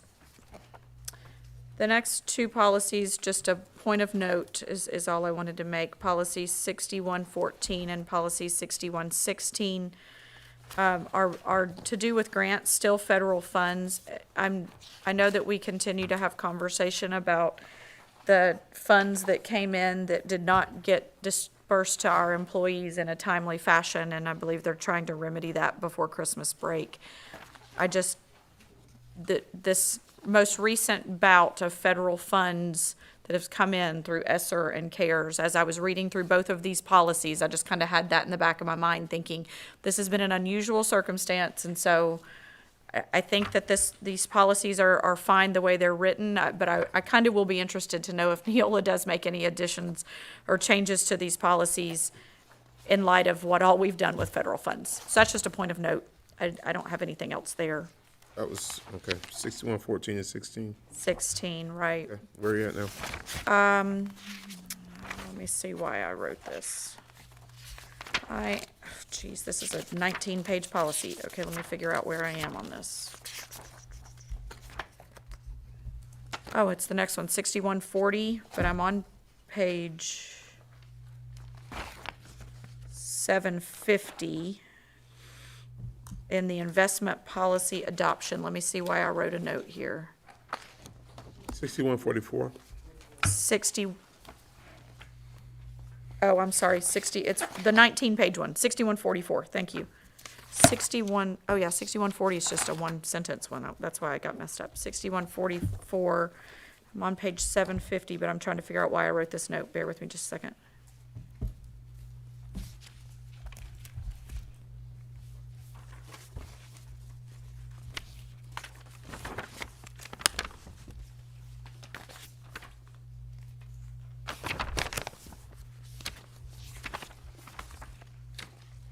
Oh, I know why I wrote this. Investment policy adoption. And this goes back to the question I had of Mr. Whitmer. And frankly, I just kind of wanted to go down a really quick conversation. We, as the board, are operating under the impression that all this work we're doing with Neola is that we will continue using Neola as a vendor moving forward, my assumption, and that we will always have Neola come every other, twice a year or what have you. But nowhere in this policy book that I've seen, other than right here, does it say that the board will review our policies on an annual basis or something like that. And so this one does say that the chief financial officer and/or director of finance shall review the policy annually and the board shall approve any modification.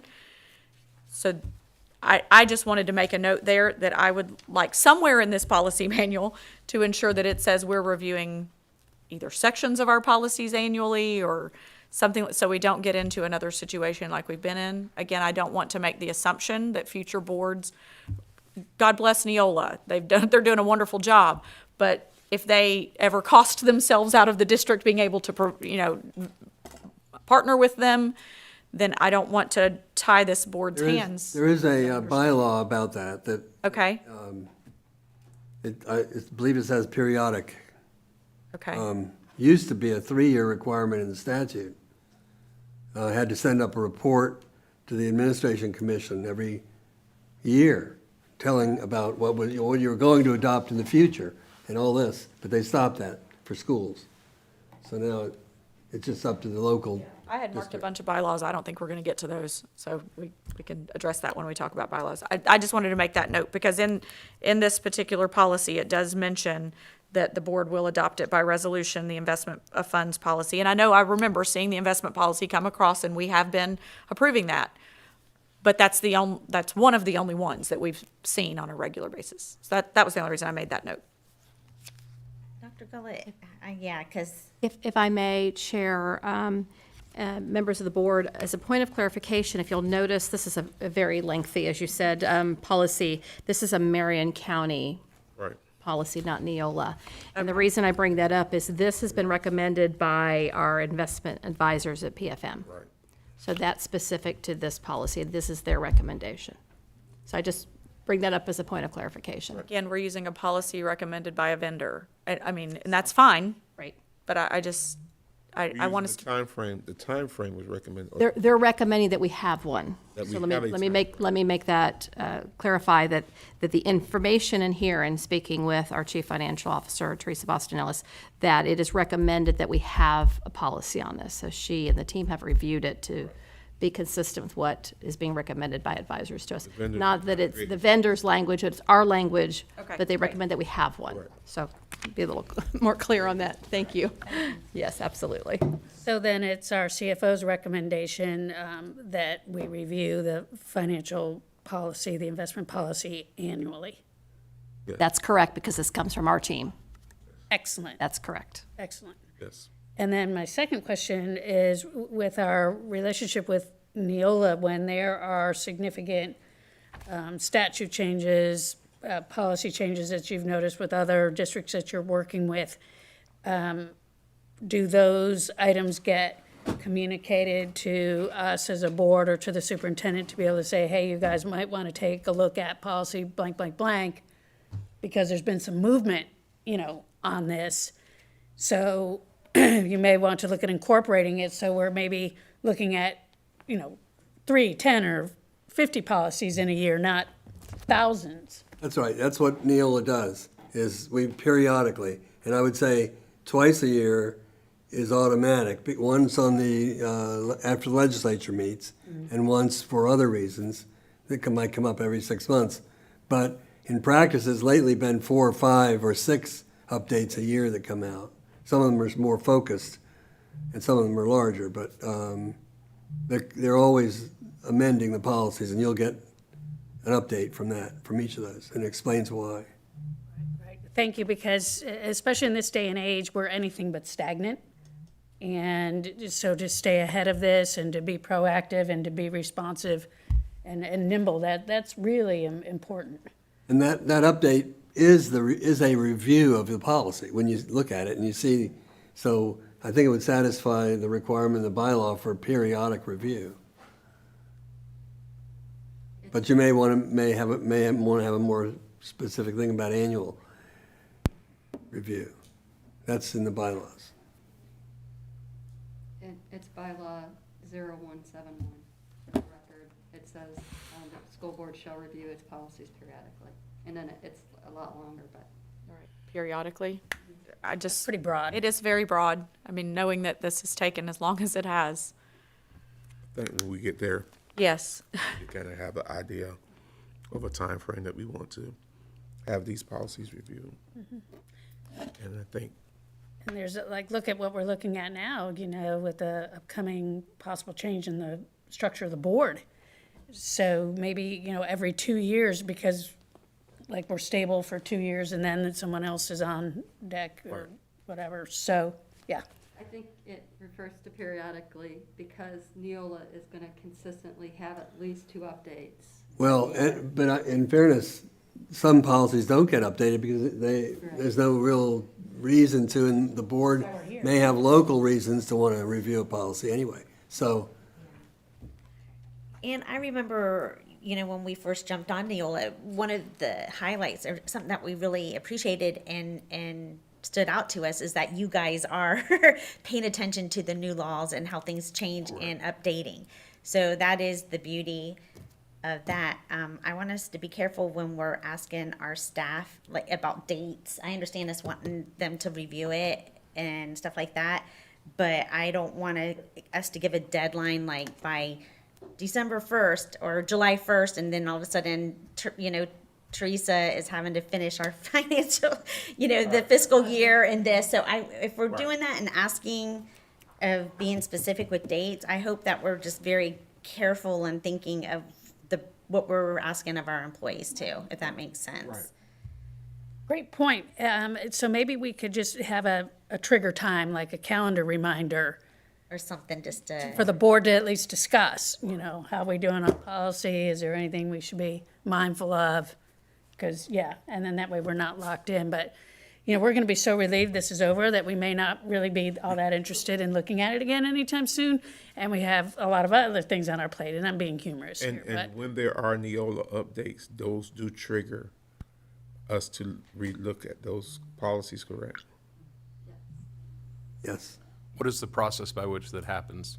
There's an email sent out, or it's posted on board docs, actually, and an email accompanies it. So everybody knows, the board members don't get those emails, but the superintendent would. And I guess other staff members would. Terry would. And Forward it to the board. the changes are all posted on board docs with strikeouts and underlines for all the policies. Some policies are deleted, some are added, some are replacement policies. And then we will contact you and schedule a meeting with the staff to go over the update. And then then- if he approves them, we can put them back on the board's agenda. For It'll come forward like these are. Yeah, I like that. Then how did we end up here? Because it had been The so. prior company did not give you updates. Right. So we luckily found Neola and, Okay. So the staff would also, they would review it and bring changes or updates too to us, didn't they? the last company that you guys had did the same similar thing, but they kind of just went out of business or stopped giving updates. And so our policies kind of got stagnant and then, See, this is why this one board member, I'd really like to have some sort of calendar trigger, once a year, every 6 months. Hey, how are we doing with our policies? It could be as simple as that. We're doing well, nothing new, nothing you haven't seen. Boom. Someone's eyeballing it. What do you think, Superintendent? Thank you for that. Clarification, is that in writing in policy or just operational? Your request is for us to have some type of trigger, because we'll have to work with Attorney Powers and, of course, the team. Is that the request to have operationally us bring forward the policies and work with the attorney? I would just say an update, again, to avoid getting back into this situation and to be confident that our policies are keeping up with our times, with the way the times are, and So could you, Neola could, does that, that's yeah, why. yeah, well, could it be something where, once a year, every 6 months, something, and the superintendent gives a report to say, the past 6 months, the following policies, changes have been made. We can review these for 6 months. That way it can kind of gives you that trigger, what you're asking for, that how we are. And the superintendent would just basically say, hey, we've had this many policy changes, or we haven't had any, or anything, there'll something be to some that. coming before you. Right. I'll defer to the attorney, because it was really going to have to be his advisement to the board Right. because of their policies. Right. Right. And because statutorily, there may be some changes that he brings forward that need to be updated and amended Right. in the policies. So, And there may be ones that are more regular than, or are needed on a more rapid or emergency basis. So then that So would, what I would suggest is that whether that trigger be, at the end of each school calendar year, or the beginning of each school calendar year, in no case longer than once a year, we should have a trigger to review policy. And in fact, it sounds like from what Neola is saying here, that it is likely that those triggers we'll never run afoul of that, because it's going to be more than an annual basis. But at any rate, regardless of, if we've just updated policies in March, there may be no need to update them again in June or July. But when we get to June or July, we'll say, oh, it's the end of the school year. Therefore, let's take a look. What do we need to do over the summer or starting next year in order to get these policies going? Right. So what I would suggest is that we just pick a event that is, or a month that is going to stick in all of our minds, that around this time frame, if we haven't had an update recently, we're on notice that we need to do that, as opposed to saying something like by August 1st of each year, which then throws it depends on what's going on at that time. There may be a lot of other functions that we're trying to accomplish. so then would that come through legal, or? Yeah, I think think it since might be legal's better job to is come to from advise legal. the board on policy, sorry, I didn't mean to interrupt. No, you're saying what I'm thinking. That it should come through legal. Since legal's job is to advise the board as to policy matters, and Neola will be in contact with both legal and with the superintendent's office. Now, of course, those policies will need to be addressed and reviewed by operations and the Correct. superintendent. However, as to keeping communication between Neola and the board, I think that is an appropriate role for us to do. And that's why we've been in this process for these past few years, even though operations is handling all of the the content of updates apart from the legal perspective of it. We're the nexus between the board and Neola for all of this stuff, because we're the ones who are supposed to advise you specifically on that. So I would take that on. So is that something that we need to put in the bylaws, or how do we put it? I don't. If we were going to put anything in the bylaws, I would say in no case when it says periodic review, something that says in no case less or Less greater, frequently than annual? less frequently than annually, or something like that. On an annual basis. That way, it's not setting a hard deadline for us that creates potential problems. But, right, it sounds like we won't ever have a problem with it because of the fact that Neola periodically updates these things on a more frequently than annual basis, but that'll trigger that. So we can drop that in and say, that it needs to be on at least an annual basis. That would be my. At a minimum? At a minimum? At a minimum? At a minimum, an annual basis, or at least an annual basis, something like that, right? Gotcha. Everybody good with that? Superintendent? Yes, So sir. I added, the school board shall review its policies periodically, at least On an annual basis. on an annual basis. Then do you really need periodically, because you're defining it? Shall review its policies at least on an annual basis. There you go. Is that good? Thank you. Okay. Moving. Policy number 6152, page 765. Item J does not have an explanation to it, and I'm just curious as to what fees would be charged to the public that are not included in the others, items A through K. Page 765, policy 6152. Yeah, Jay. There's nothing there. There's nothing there, and I don't know if there are other fees charged to the public that someone wants to define. That's fine if there's a definition there, but there are lots of other fees that are covered in items A through K. Yes, ma'am. It was marked to be struck and it just got missed. Okay, thank you. That was easy. Easy button, right? Oh, Guinness. Just delete it and then you can move it to be clean. My next question is policy 6234, page 770, and this has to do with lottery funds. And my question is, do we need a policy on lottery funds if we're not receiving any? Policy 6234, page number 770. The whole policy is about lottery funds, and I believe, if I'm not mistaken, we have not received lottery funds in quite some time. And maybe I'm wrong, maybe I was specific to the section under procedure. The district shall annually appropriate lottery funds consistent with the definition. And I don't know that we are receiving those right now. Is there an updated Neola policy to address, since the lottery still exists, that It starts out, the proviso language of the Annual Appropriations Act requires that each school district establish policies and procedures that define enhancement and identify the types of expenditures that will be considered consistent with the definition. I think we need to leave it there. Okay. Even though we may not be getting it. if it changed? Right. there would be a So policy. do we need to annually appropriate lottery 6234. funds? In the section under If any, procedure? if any. Yeah, you appropriate zero.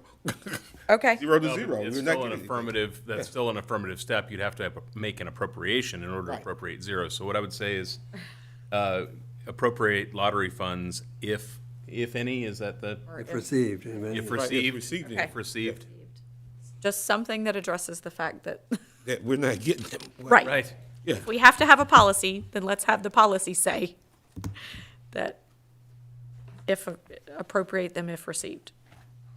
So where would you like the language under procedure? Under procedure, yes, ma'am. Appropriate lottery District shall annually appropriate lottery funds, comma, if received, comma. Space between the comma and the I. Yep. Comma.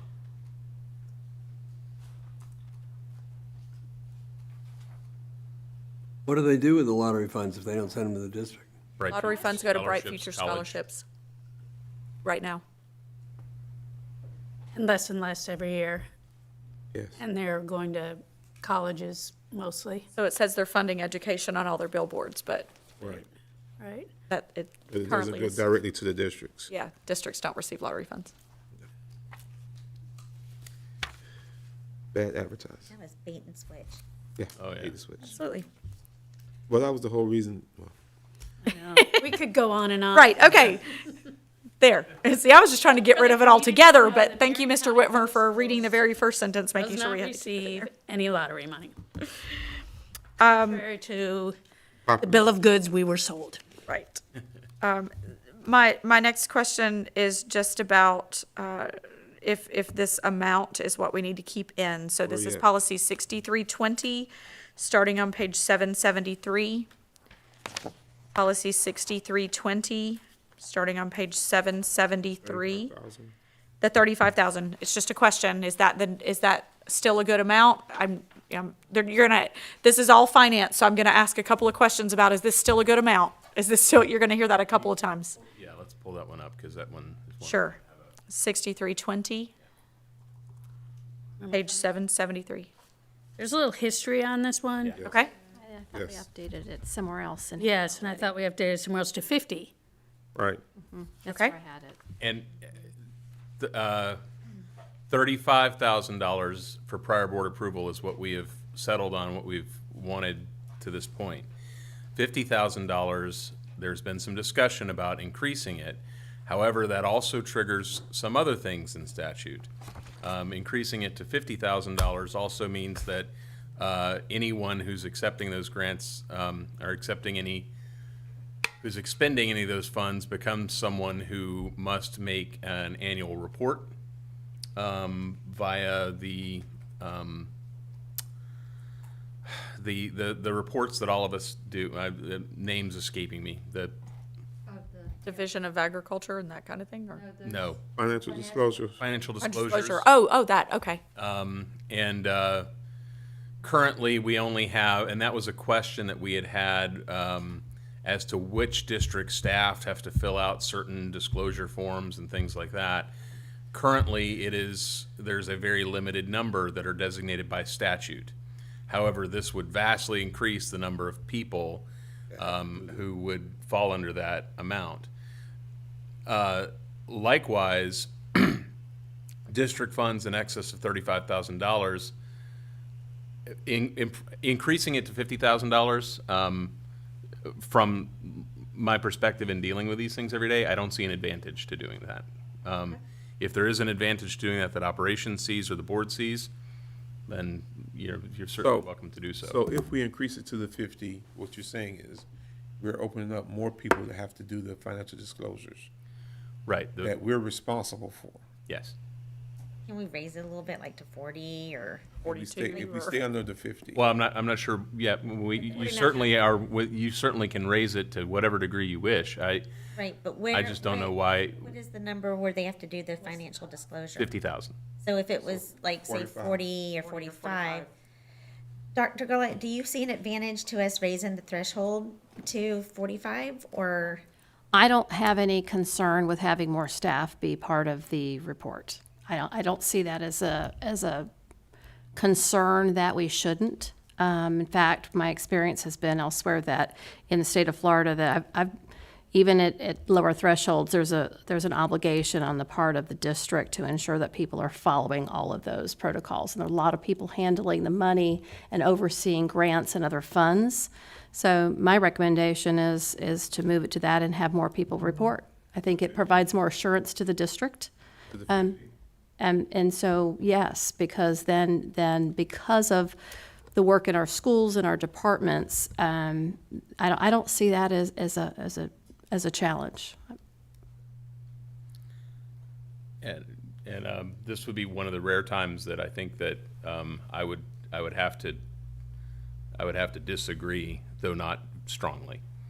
I believe that 35,000 is a limit at which currently we are able to achieve what we need to achieve, and anything above $35,000 should be coming before the board anyway. And that's it's I don't have a strong disagreement, but I think that at $35,000, the board should be seeing what's going on. Board members?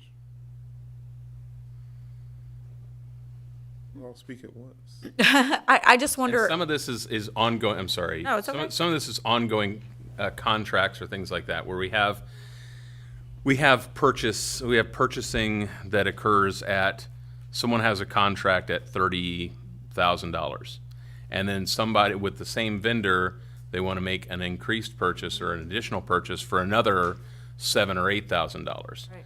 That then pushes the annual over $35,000, at which point, once it's going to go over $35,000, the board needs to lay eyes on that so that they are aware of it. And the same would be true at $50,000. It would create, I mean, to be honest, I'm acting against my interest here, and it would create less work for me to have the board just say, you know, deal with it at $50,000. Except for the financial reporting requirements, which I also have to handle. But overall, I think at $35,000, the board having eyes on it, whether it's $35,000 or $50,000, there needs to be a proper limit. At $50,000, as operations recommends, board certainly with discretion to do that. I wouldn't go less than where we are right now, because that already, and I think that this is where the issue is already there's a whole lot of things that fall at that $35,000 mark. And there's a whole lot of things that we would save time on by going to $50,000 so that it could just go through the proper channels without having to go through that. So Historically, two of you were here with us. We changed it. It was, what was it, Terry? It was, 10, wasn't it? I think we were at 10 at one point. no, it wasn't higher than 35 at one point, and we dropped it back. It's 25, and then you guys put it to 35 to just, because that's, in statute, that's category 2 is $35,000. So you put it to category 2, the full limit. I remember prior superintendent, we brought something down. We had it down to 10 at one point, I'm pretty sure. Just for maybe. You added the designee of the board chair having to execute everything. Oh, okay, Okay, that's what it was. Okay, I knew it was something with that, okay.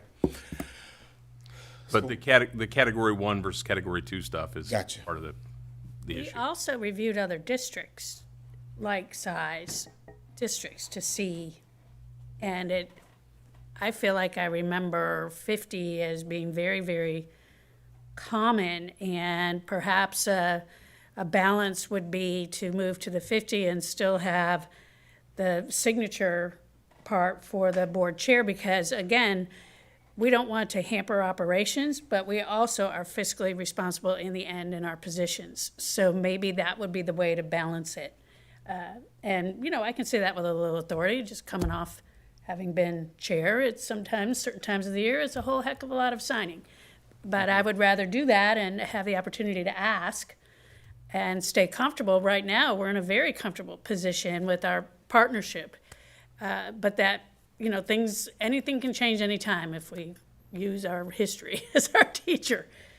So I kind of like the idea of still having that signature authority, but raising the threshold so that work can flow. That's Ms. King? I agree with that. I like that because we don't want to hamper anything that's going on, but it's probably important that the board sees it and knows, and that the chair. I have two different thoughts. My first one was, and Attorney Powers gave us a good illustration of an example over 35, but not quite to that 50 range, because I'm kind of going in my mind, how many projects are we talking between that 35 and even 45 range if we didn't raise it all the way to 50? So that's my first thought, like how many, what are we not going to see? And I know Board Member Browning isn't here, but if any indication of recent board action that he has taken as a board member, I believe that, and I think you all would agree, that he would want to see more than less. And so I know he's not here to speak on that statement. So I'm kind of going to maybe 45 instead of 50, but understanding that he probably would want to lower it to 10. So that's. I think it's important not to speak for him. Yeah, I'm in agreement. Let's go ahead and do the 50. Right. But the thing Well, is, if you have a consensus for 50, so go for it. 50,000, and they employees do have to do the financial disclosure. That's kind of a protection in itself too. Right. Really, I mean, and then it also puts more responsible, like, you know, they're on that and they're accountable. So maybe rather than causing, you know, and as a board, we can always be like, hey, this isn't working out, and come back and revisit it. But But, our you know, I think our superintendent has ask for that. I think we have developed a great relationship with her and our staff, and I do think with the disclosure, financial disclosure forms, there's some accountability with that. So that's my thoughts on that at the moment. And that's where I'm at. With signature. Yeah, has the financial- stressed that, not stressed, but we have the great rapport, the board and the superintendent. I think if we don't want to hamper her, tie her hands in any way, if it doesn't work, we have the ability to come back. But I think it will work with the chair's signature with it. And I don't think that's going to, With 50, what signature, 50. what, price? up to 50. So anything up to 50, the chair? Does that, Terry? Currently, it is 0 to 50, it'll be 50,000. So what we needed to know is everywhere 35,000 appears, we'll change it to 50. 50.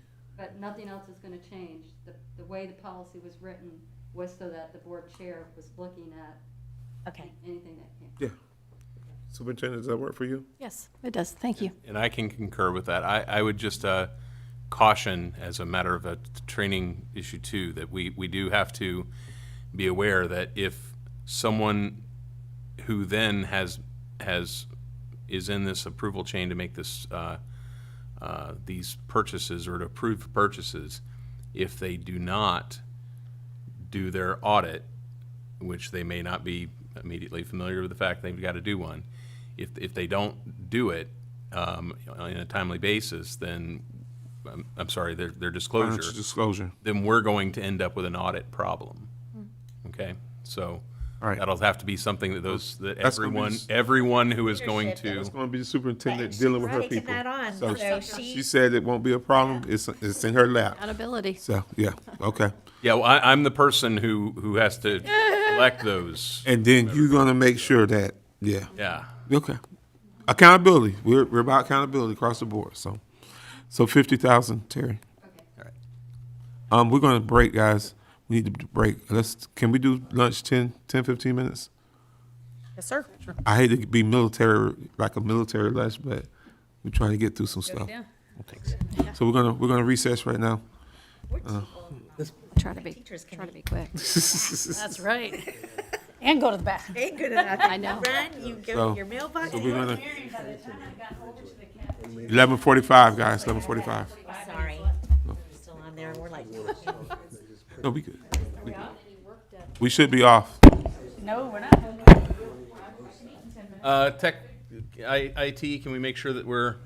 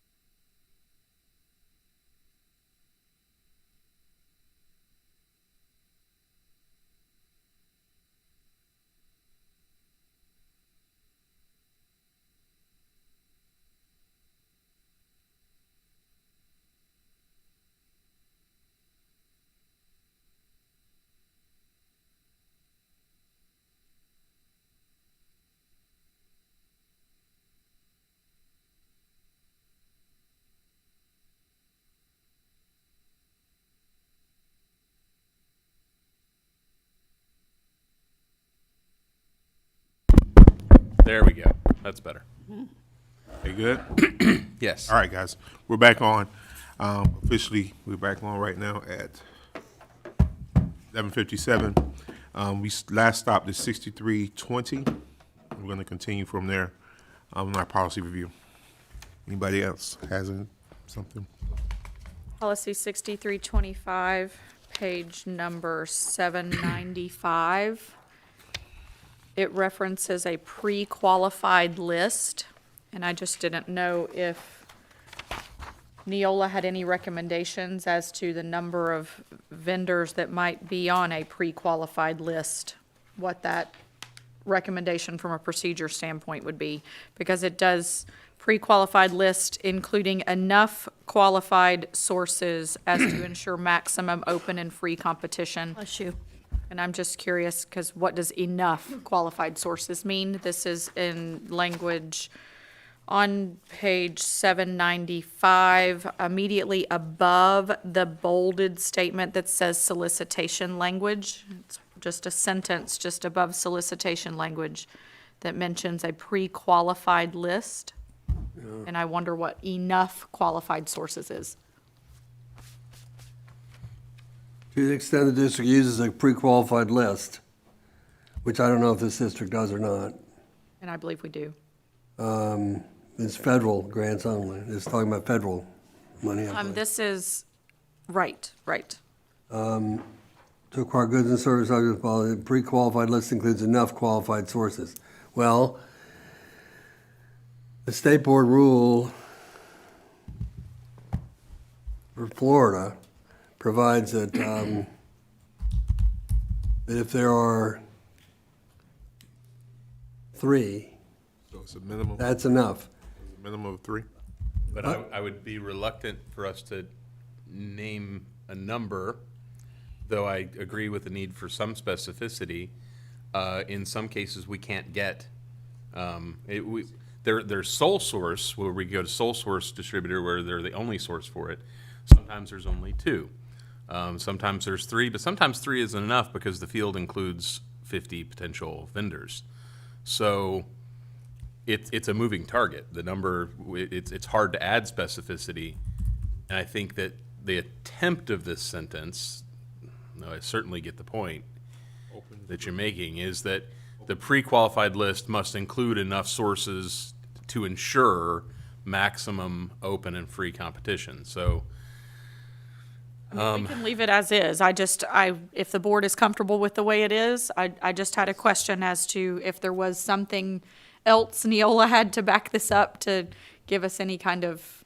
I know they have clarity. considered the state board rule, which was changed a few years back to, I'm trying to think how that, if you have fewer than 2, you can negotiate.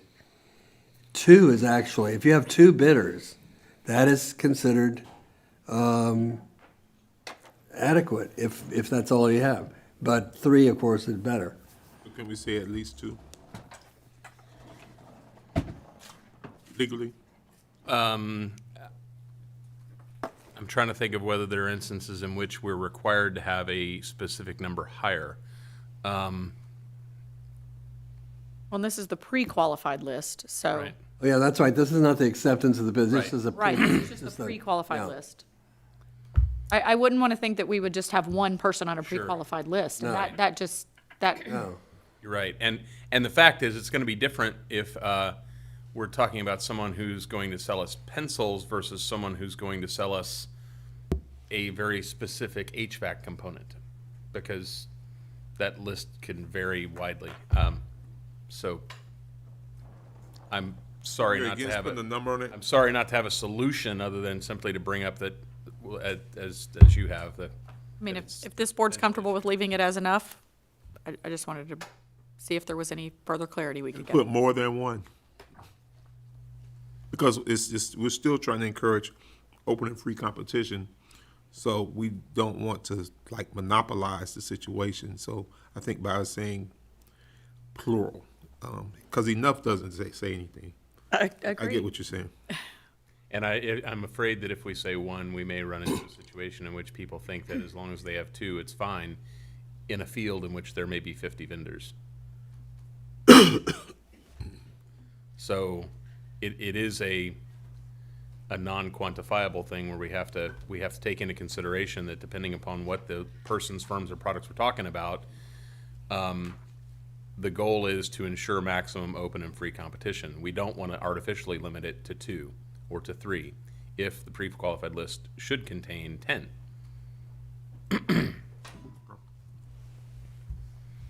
Go ahead, Mr. Orr. However, when it comes to bidding, just because an entity is qualified to bid doesn't mean that they're going to Correct. either.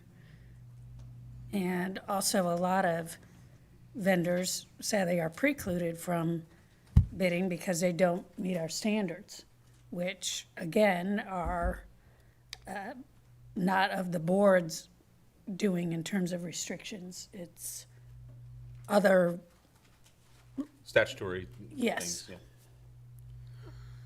I'm just looking at that, trying to think of what else could be said. I'm really glad it says to ensure maximum open and free competition, because that is the goal.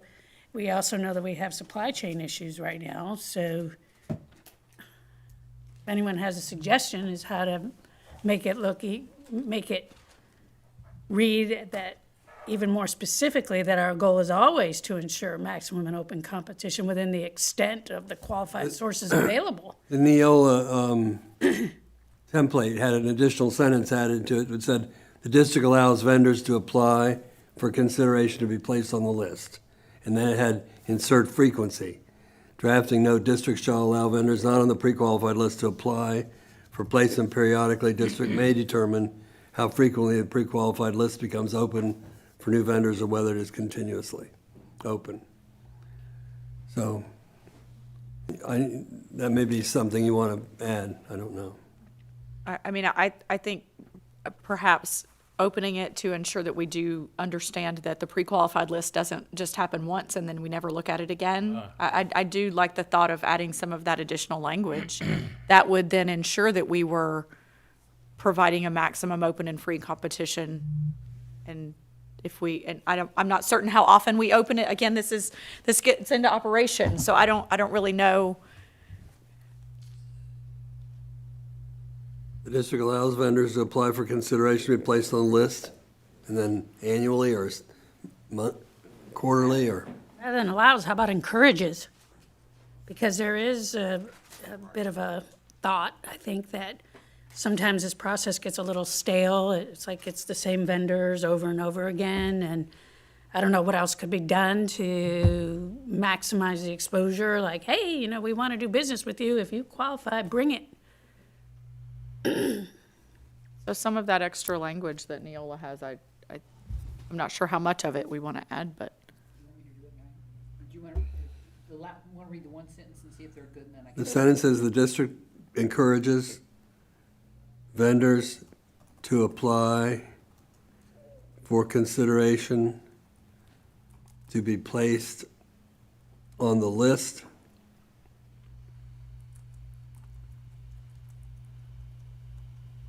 You could say periodically, or you could say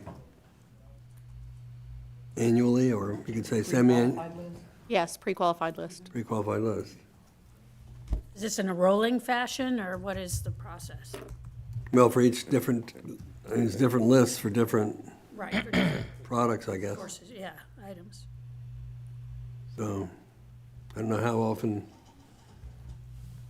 At any time? Be placed on. it can be continuously open, yes, you can have it That's what I meant by rolling. at any time. At any Typing time? says should be to apply, to be placed on. It said apply. for consideration to be placed for on was the way it consideration. worded. Okay, to apply for consideration. Right, because just because they apply doesn't mean that they get on the pre-qualified list. Yeah, true, because they got to meet the qualifications. Right. Vendors to apply, Apply. to be placed, or to Yeah, there's apply for consideration to be placed. There's another sentence here. The district shall not preclude potential bidders from qualifying during the solicitation period. Now, see, that really opens it up to They can open. Everybody. Right. Anybody who's interested in becoming a vendor, if they're not on the list, they can apply during the solicitation period. During the solicitation period? Well, that's an option for you if you want it. That's language that Neola had. Can you even apply if it's not a solicitation period, just to get on the pre-qualified list for the future? I would think so. So why would we limit it to just the solicitation period? If someone just started a business and it's like, hey, I want to get on this list. Well, I think it's understood that you can go in when it's not a solicitation, but someone might think that because the solicitation has come out that you couldn't then qualify if you weren't on the list, but that clarifies it. I would, I don't know how much this cures it, but I might also take out the word enough and put substantial and representative number of sources. That's what we were talking. That's Yes. why I started with enough. Right. So Includes a substantial. and representative number of sources. Good, I like that. All right, say that again. You Includes agree a with that? substantial,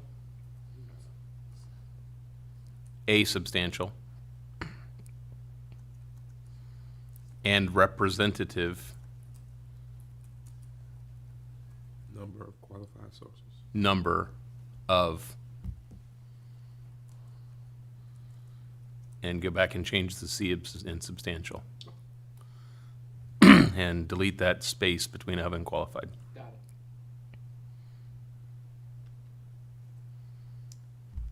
And S insubstantial to T. It's a T. Yes. There you go. Share. Okay, is that language acceptable to the board? The pre-qualified list includes a substantial and representative number of sources, qualified sources, as to ensure maximum open and free competition. Kind of a little bit more. Yes, ma'am. Thank you, Chair. In the event there's only one qualified, does that cause a problem with the language? I don't think so, because if there's one qualified, then that's a substantial and representative number. Just want to make sure. It's the only representative of its class at that point, so. Representative number. Could they notate that somewhere in there when they file it to say we only had one? Or So consider that's what we went with. I mean, that would be on the person that submitted the Consideration. application. Make sure. to be played, yeah, that's it. Which they pretty much do. They pretty much say we had 10 bidders or whatever. Right, and if there is only one, then one only one, is they're the gonna state they only maximum have open and free competition. And again, this is specific to the pre-qualified list. So this is the, just ensuring that we're not having just a pre-qualified list that we don't have on an Creating open. a monopoly. Right. I think that language helps, if you all agree. Okay, Anything else on that one? not on that one. My next one is policy 6340, page 810. I'm sorry. I did have one on that one. Oh, okay, go ahead. Under that procurement methods on that same page, were we good with those amounts of, in the micro purchases and the small purchases? I thought about that. The micro purchases of 10,000. I thought about that. Is it, are you talking about 6325? Yeah, Same, yes, Right, same one, 6325. same page that we Just just down a made little the bit. change of solicitation language. Under procurement, Right, go up, yeah, right there, micro purchases. There's an amount of $10,000 and under the, small purchase, there's an amount of $50,000. Are we still good with those amounts? Same thing for, sealed bids, $50,000. Are we good with those amounts? Any reason why we shouldn't be? No, I think it's fine. You see it? no, I just want to make sure we're all good with I- those. I think micro purchases would be under 10,000. I mean, the definition of that in itself is 10,000. Now, what the rest of it says there, Well, the micro purchases are referring to those things at which, I mean, maybe almost insubstantial amounts. I Right. mean, you know, tiny little amounts. You might be buying something for, $25 or. it says federal regulations allow for a $50,000 threshold. District which is qualified as low-risk auditee for the most recent audit under the CFR can go up to 50 on this. Reason B, referring to B. Well, and the reason that it's with micro purchases and that high of a limit is because if you have $25 purchases times, hundreds of times, because it's the same vendor but it's a small product, as long as the cost of that individual product is reasonable within the superintendent's discretion, then buying that same product for all schools or all students or whatever it might be, I don't think of a mouse or some some little pens or who knows what it is, but Yeah, and I'm gonna tell you why. I thought about when we went into pandemic mode, we had to purchase face shields. Remember? yeah, there you go. We ended up buying a lot of face shields, and I remember signing something where we had to look at the amount that we were spending on this. Yeah, if we're not Remember that, buying it Terry? in one large lump, Do you then remember that? Neola's recommendation is not to go to 50. okay. So But to Neola's keep a recommendation. micro purchase option in there, to keep that language in item A? Yeah, it's 10,000 is Neola's recommendation. Okay. It's also consistent with 287 if we went over the threshold. Okay, as long as we looking at it. And what about the 50 for small purchase is good? Correct. And sealed bids. Okay, I'm good. So page 810, policy 6340, unless y'all have something before that. This is going to be the same question because this one has a cost in excess of 25,000. So I'm curious if those are the amounts that we want. Policy 6340, page 810. This one is dealing with modifications and alterations to school buildings. So this again is a cost of 25,000. I don't know what that impact, 6340? 6340. That was the recommendation from Neola, To stay at 25? right? Okay. So they recommend the 50 at some other things, but when it's an actual modification to a building, they recommend less? It's a change order. Okay. It's more than just there's a purchase involved probably, or an expenditure, obviously, but it's also changing a building, so that's why they think, it should go to the board if it's that big a difference. Yeah, That's fine. No, I think I like that too. 'Cause you Material, wanna know. it's a material alteration, so. Yeah.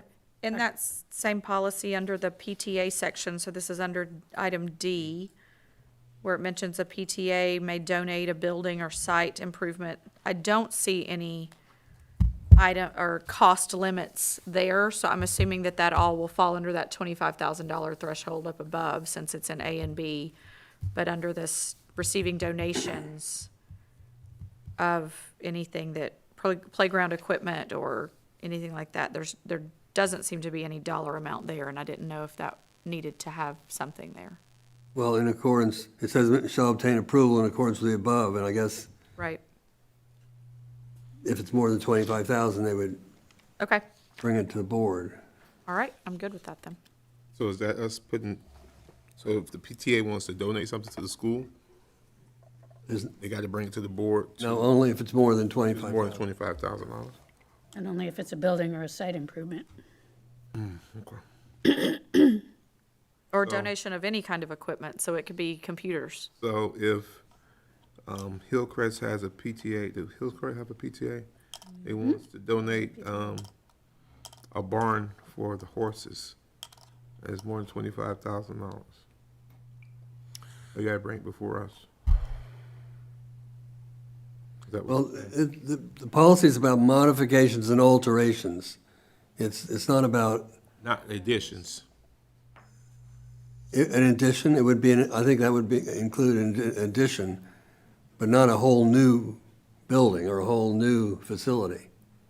It technically should read something like donate a building improvement or site improvement. Right, that's where I'm at. Instead of all equipment or donations of equipment.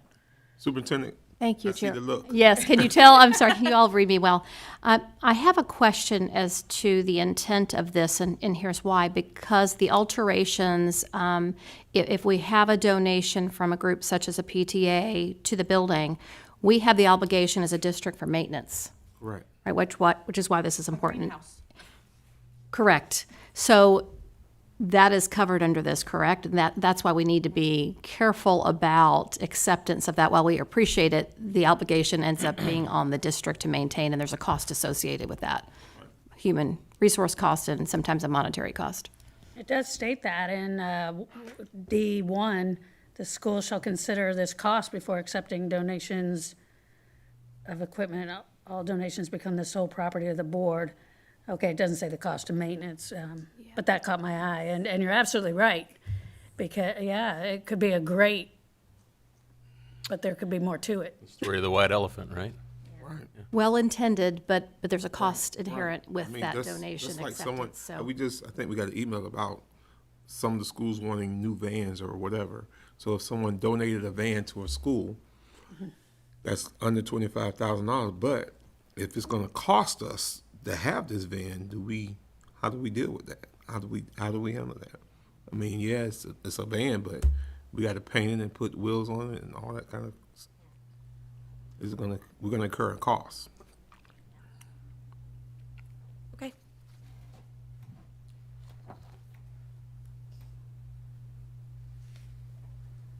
Attorney Powers, you giving that look up there. Real- I'm just staring at it, trying to make sure if it's. Yeah. No, I think we're fine. I think we're fine. Okay. I would like to read the very top part in conjunction with D1. So let's go back up to the language that it's in accordance with the procedures above. So following regulations are imposed. Building alteration or site improvement, which changes the function of the space, okay, may approve any building alteration or site improvement which costs no more than $25,000, not significantly change function, and the project review task force. Okay, in read in conjunction with D1, I think that's reasonable. And if the board agrees, then that's fine. I'm good. Board members? Can you go to D1 though real quick and just see? It says, any PTA or similar interest group desiring to donate a building or site improvement. And again, what we just said was, it sounds like they're donating a building. Donating a building alteration or site improvement, donating a building improvement or site improvement. How do we want to word that? Modification or? Building modification. Do you donate a building modification? To donate a, That you've donated a computer lab that you're repurposing, would that be building modification? I mean, I would just, maybe if might we fall just say under site. building improvement or site improvement. Okay, I'm concerned about the word building right. or right, site improvement. Right, And make sure, that we are It means specifying. building improvement. Right, building improvement or site improvement. right. I guess they could potentially donate a building of some sort. You could, yeah. So do you want to say Well, building? which would be a building improvement, right? Because that's the a site overall school improvement, at building, least. even Not if if it's it's attached. multiple Not if it's buildings. not attached, because, Yeah, it for instance, in Dunellen High School, someone donated the weight room, the field house. Somebody That's also a site donated a improvement, site whole, improvement. That was a Uh, site. mobile improvement, home. build- Yeah. Wouldn't that be a site improvement then? it would, well, it may or may not be. but Okay, well, maybe that was the intent, and maybe we should leave improvement out. I wasn't. What about really anticipating and/or? that way. A building and/or site improvement? Yeah, Indoor. or a building, It's, given what you've just said. building improvement Member or Sarah? site improvement. Yeah. I don't know. No, given what you've just said, I agree. Building or site improvement is fine. Okay. And/or. Indoor. No, that's, Or, you just say or. most attorney's gonna shoot you Or. for using and/or. That's Also just that's or. a bad idea. Tell us how you really feel. The or. Yeah, tell us how you really feel about that. We take that as a I got the no. stink eye just then from the attorney. Did y'all see that? We're getting punchy. Or, okay. Well, Or it's fine. okay. All right, guys, let's move forward. Slowly through the mud. We'll be glad we did this, so Can we get through 6,000, Campbell? maybe. My hope is yes. All right, let's keep going. 6424, this is just a point of note, page 814, 6424, the very last sentence mentions that those purchasing cards can't be used for bonus points, frequent flyer miles, et cetera. I think this is different than what we had our lengthy conversation about when we talked about the hotel and that kind of thing, because this is actually your purchasing card that the district has set up for you. So I just want to make, as a point of note, because it does mention that you're not supposed to accept the bonus points, frequent flyer miles, et cetera, that might come from a purchasing card that's set up with the district, so. B card in the individual's name? Yes. Yes, yes. I agree. Okay. I mean, I think that this is different, if you all agree, than what we had the lengthy conversation about before. Okay. My next question is on policy 6460, page 818. And it's just, again, point of clarification. This, policy 6460, page 818, does basically say that our employees shouldn't work for our vendors, I think is how I was reading this. So if we were to have an employee who in the summer starts selling something for one of our vendors or starts working for Where are you policy 6460,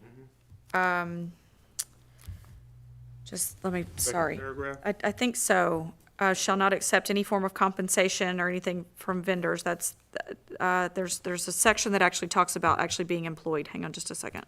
I didn't underline it. I should have. Second, I think it's the second paragraph. Recommendations. In addition to Enter into contractual relationships with the vendor. Board member or member of the school staff receives compensation payment, or anything of value for services rendered. Personnel shall not favoritism in each order. Maybe it doesn't say what I thought it did. I thought that it was going to limit our employees and their off time from potentially working a lawn contract with a vendor that we might have mowing lawns on some campus. And maybe it does. I wanted to ensure that we understand that with that specificity, that we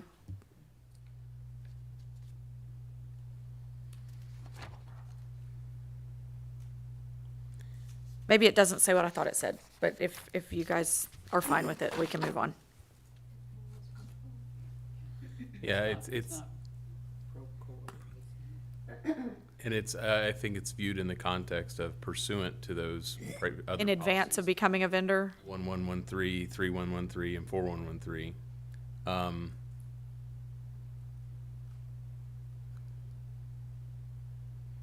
Okay, yeah, and that's where Does this prohibit it? board members or school personnel should not, I'm trying to think of your lawn contract example. Board members or school personnel shall not enter into a contractual relationship with a vendor seeking to do business with the district, or a vendor with whom the district is doing business, whereby an individual board member or member of the school staff receives compensation, payment, or thing of value for services rendered. So that would be more like gifts than dealing with Compensation, though, is gonna be salary, or like a hourly payment, right? well, sure, school staff receives compensation, payment, or thing of value for services rendered. This So, does not talk about working for them. right. This is more of a Like an incentive? ongoing gifts or something like that, from what I'm seeing. Okay. Yeah, but And it kind of specifies in that third paragraph, such compensation was not limited to cash, checks, stocks, whatever, where they're getting some benefit for. yeah, I mean, obviously the purpose of this is to prevent kickbacks. Sure. I mean, that's the purpose. But I certainly, we have to read that language carefully to ensure that it's not over-regulating something that doesn't need to be regulated. Can you scan up one line in the event that the board member?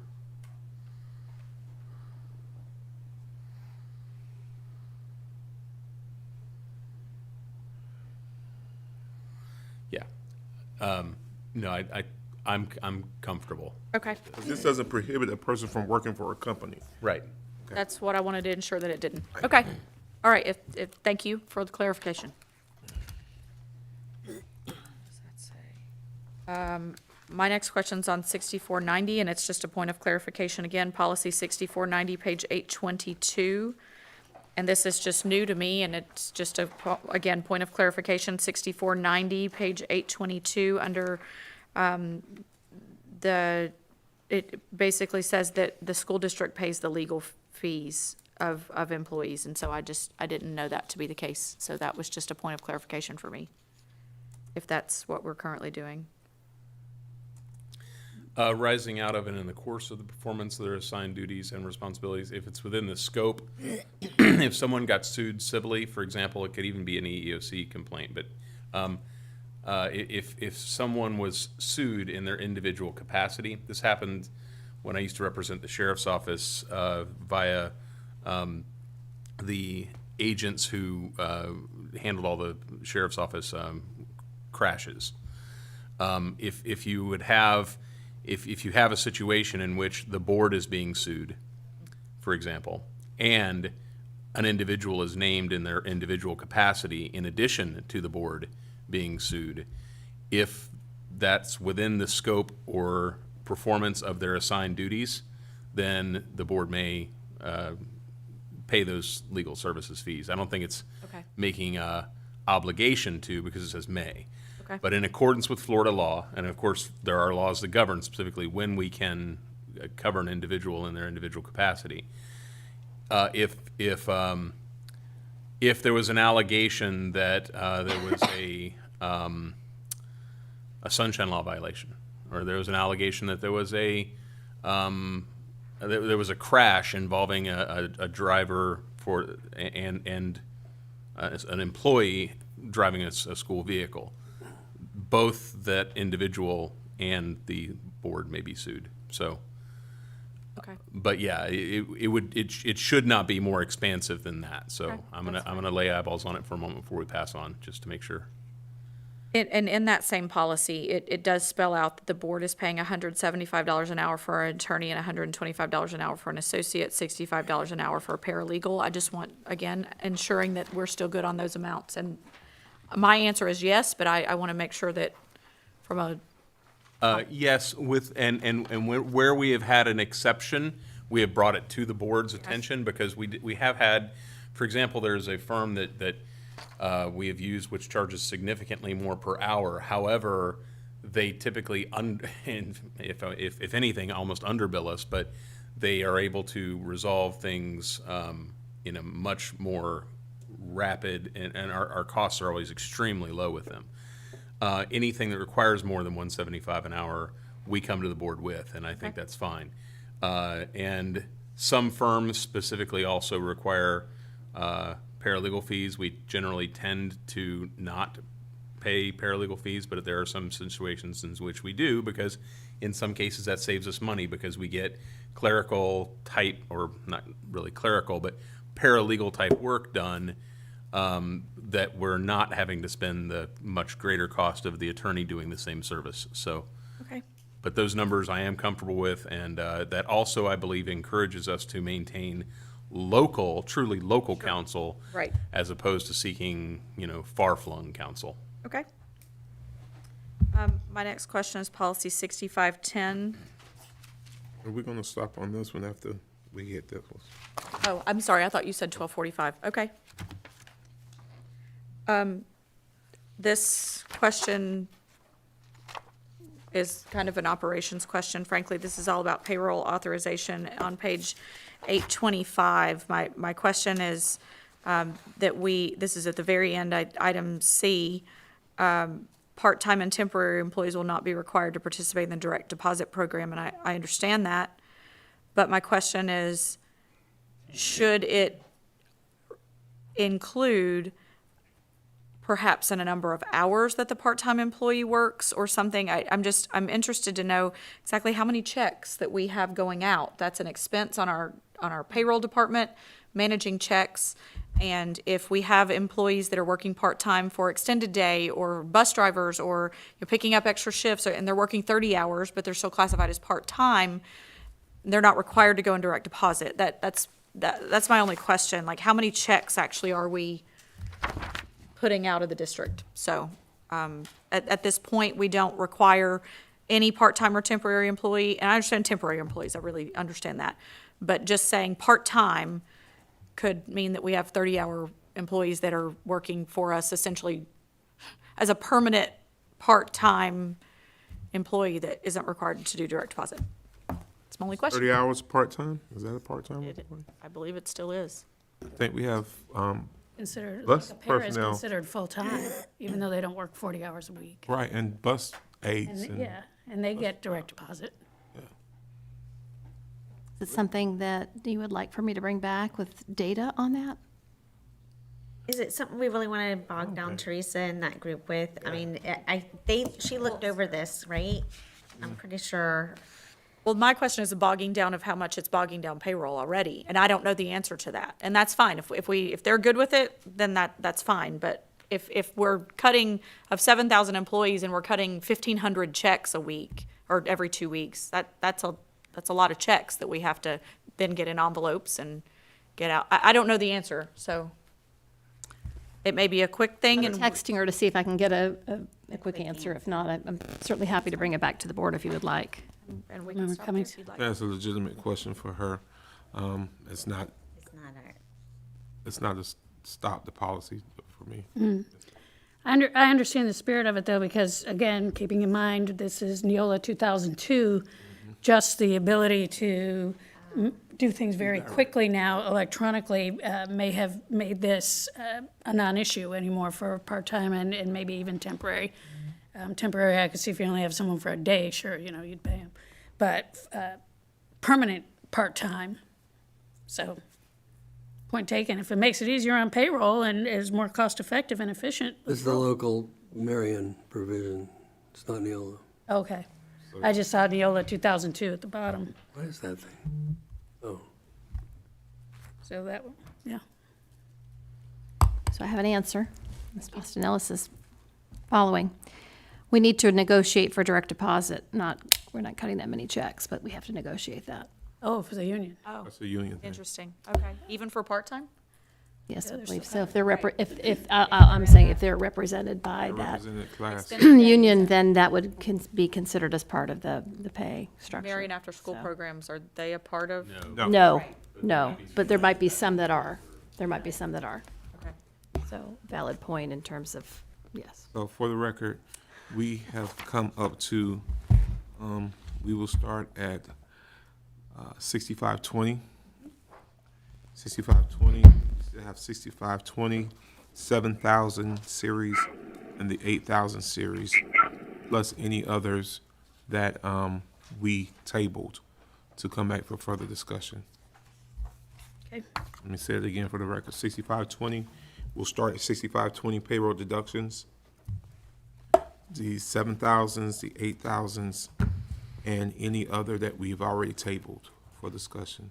Those will come back. And we will do that in January, what was the date? 6th. 26th. 6th, 27th, and 28th, if needed. January 26th, 27th, and 28th.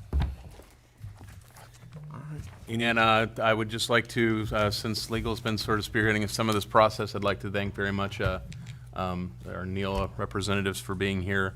Thank the board for all their diligent work in everything that you've done putting into this. And also thank Terry as my paralegal for being the nexus between Neola and the board on so many of these items. So, and the superintendent, of course, and her staff for having put so much of this together. As we continue, just everybody keep doing what you're doing, because it looks like we're doing good. We're gonna get there. We're wading through it. Thank you, board members. Of the next 2022, we'll have our policies headed towards the right place, so. All right, any questions, concerns by anyone, statements? See you tomorrow. See you tomorrow. Right early. Meeting adjourned at 12:37.